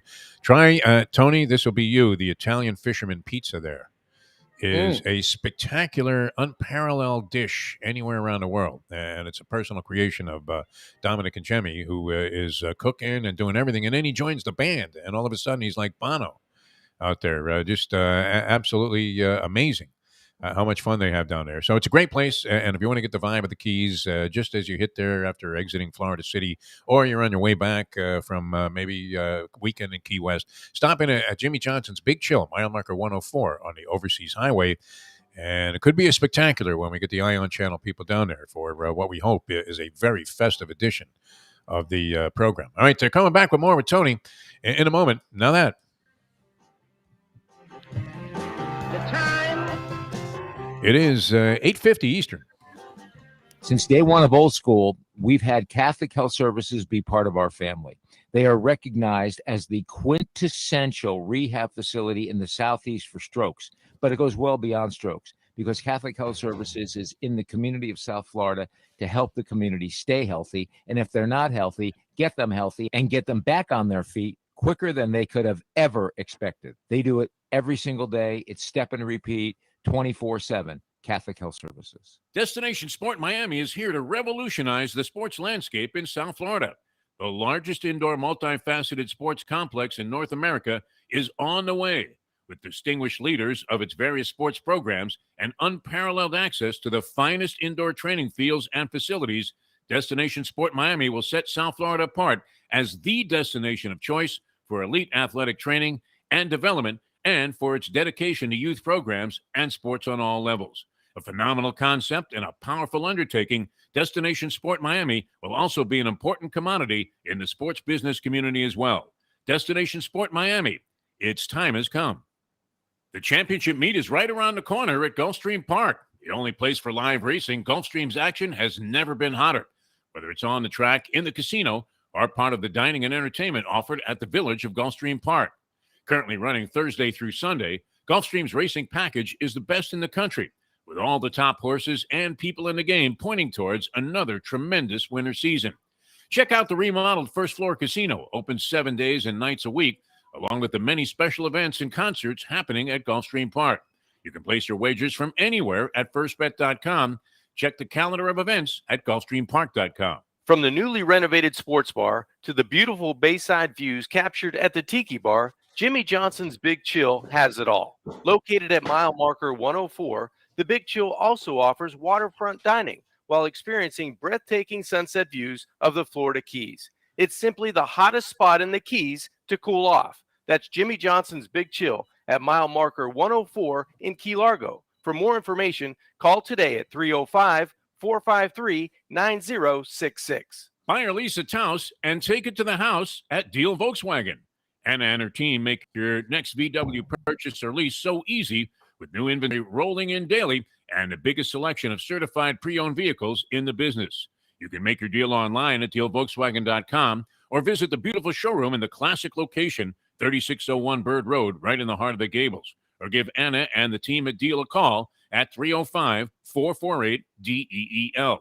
Jettas, Passats, Tiguans, Atlas models, and the hottest vehicle in the industry, the new Taos, all at unbeatable prices and all ready to roll off the showroom floor at the #1 Volkswagen dealership around, Deal Volkswagen.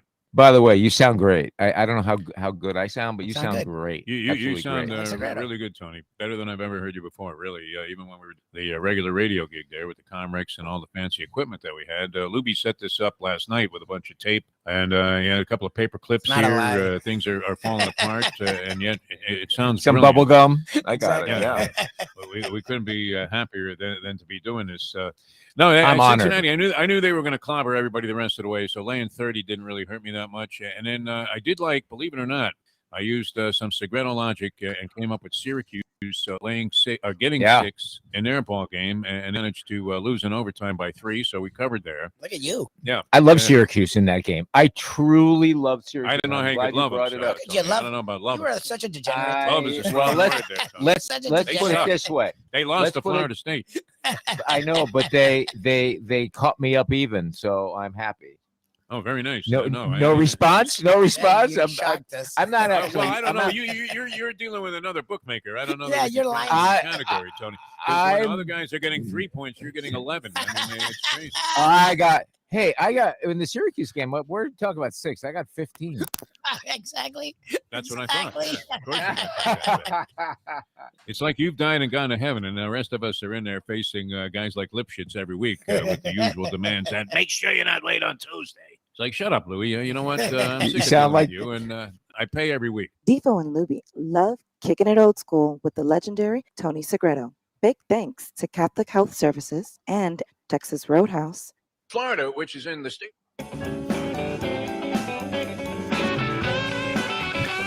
Welcome back to the show.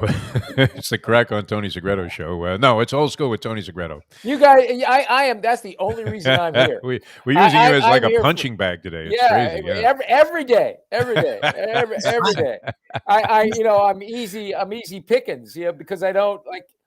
We take the most distinguished guy we know, among the most accomplished journalists Would in you the do history this of the media.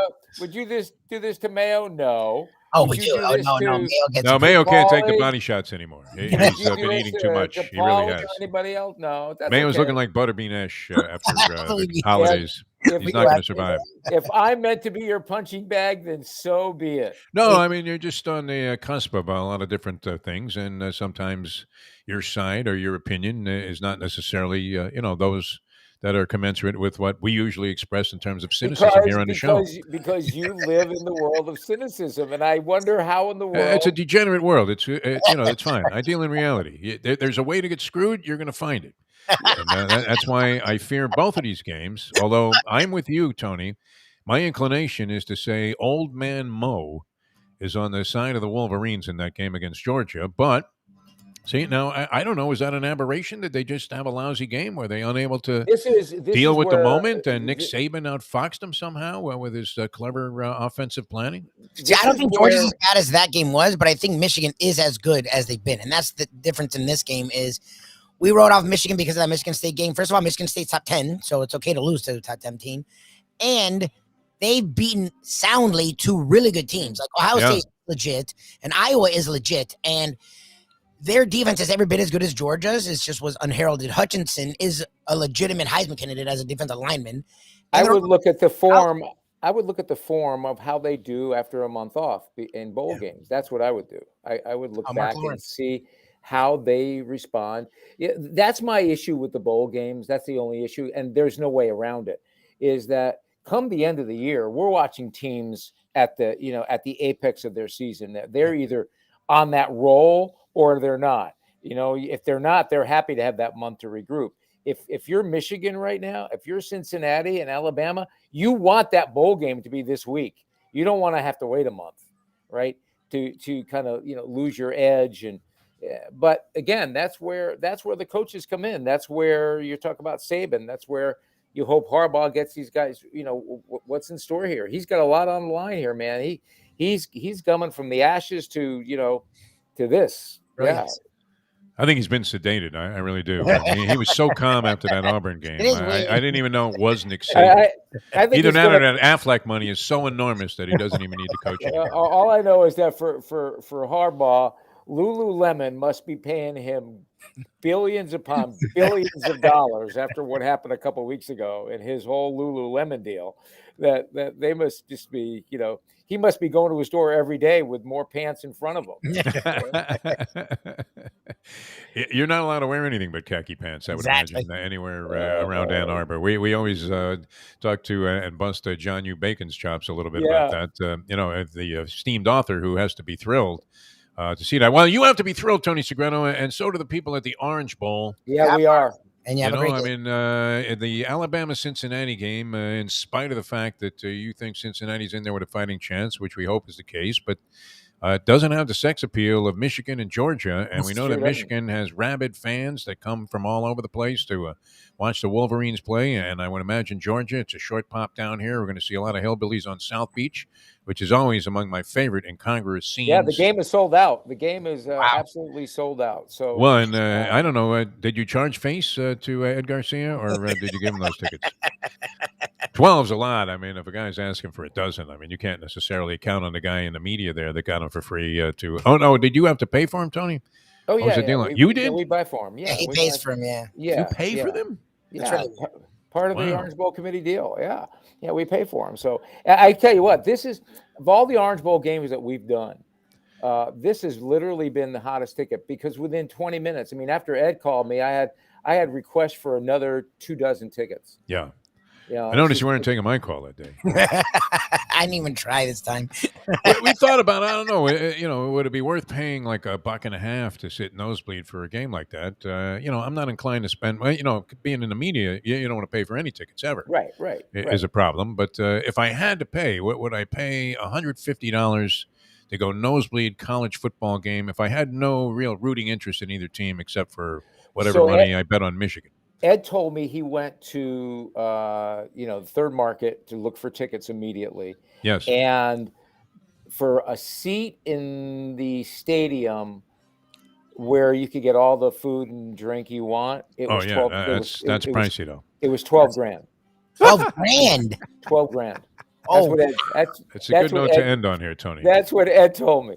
12 dimes a ticket to see a college football game. He goes, game. I'm assuming your tickets aren't 12 grand. I go, no. Not even close. Not even close for the 12-pack. All right, Tony, we love you. Catholic Health Services, Texas Roadhouse Restaurants, both great places and organizations. Love you, Lubie. Fantastic having you on the show.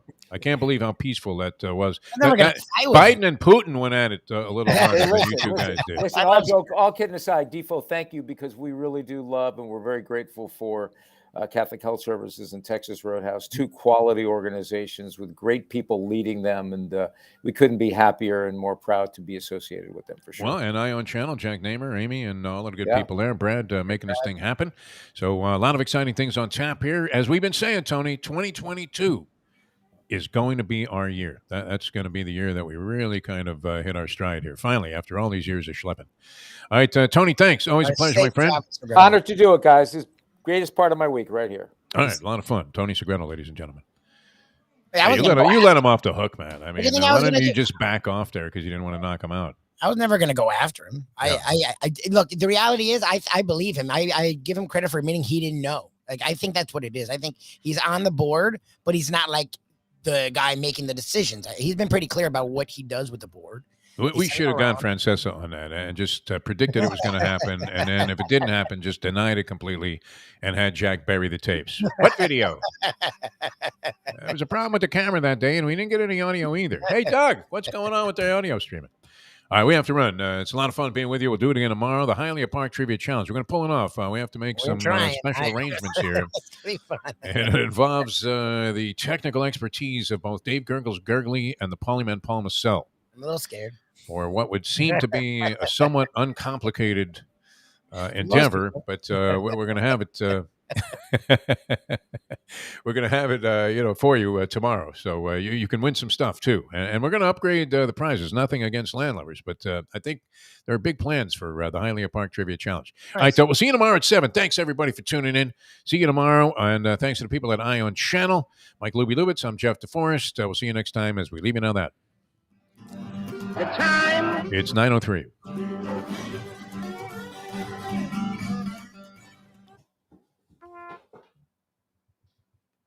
Let's go to eat a damn snack. Look what they done to my show.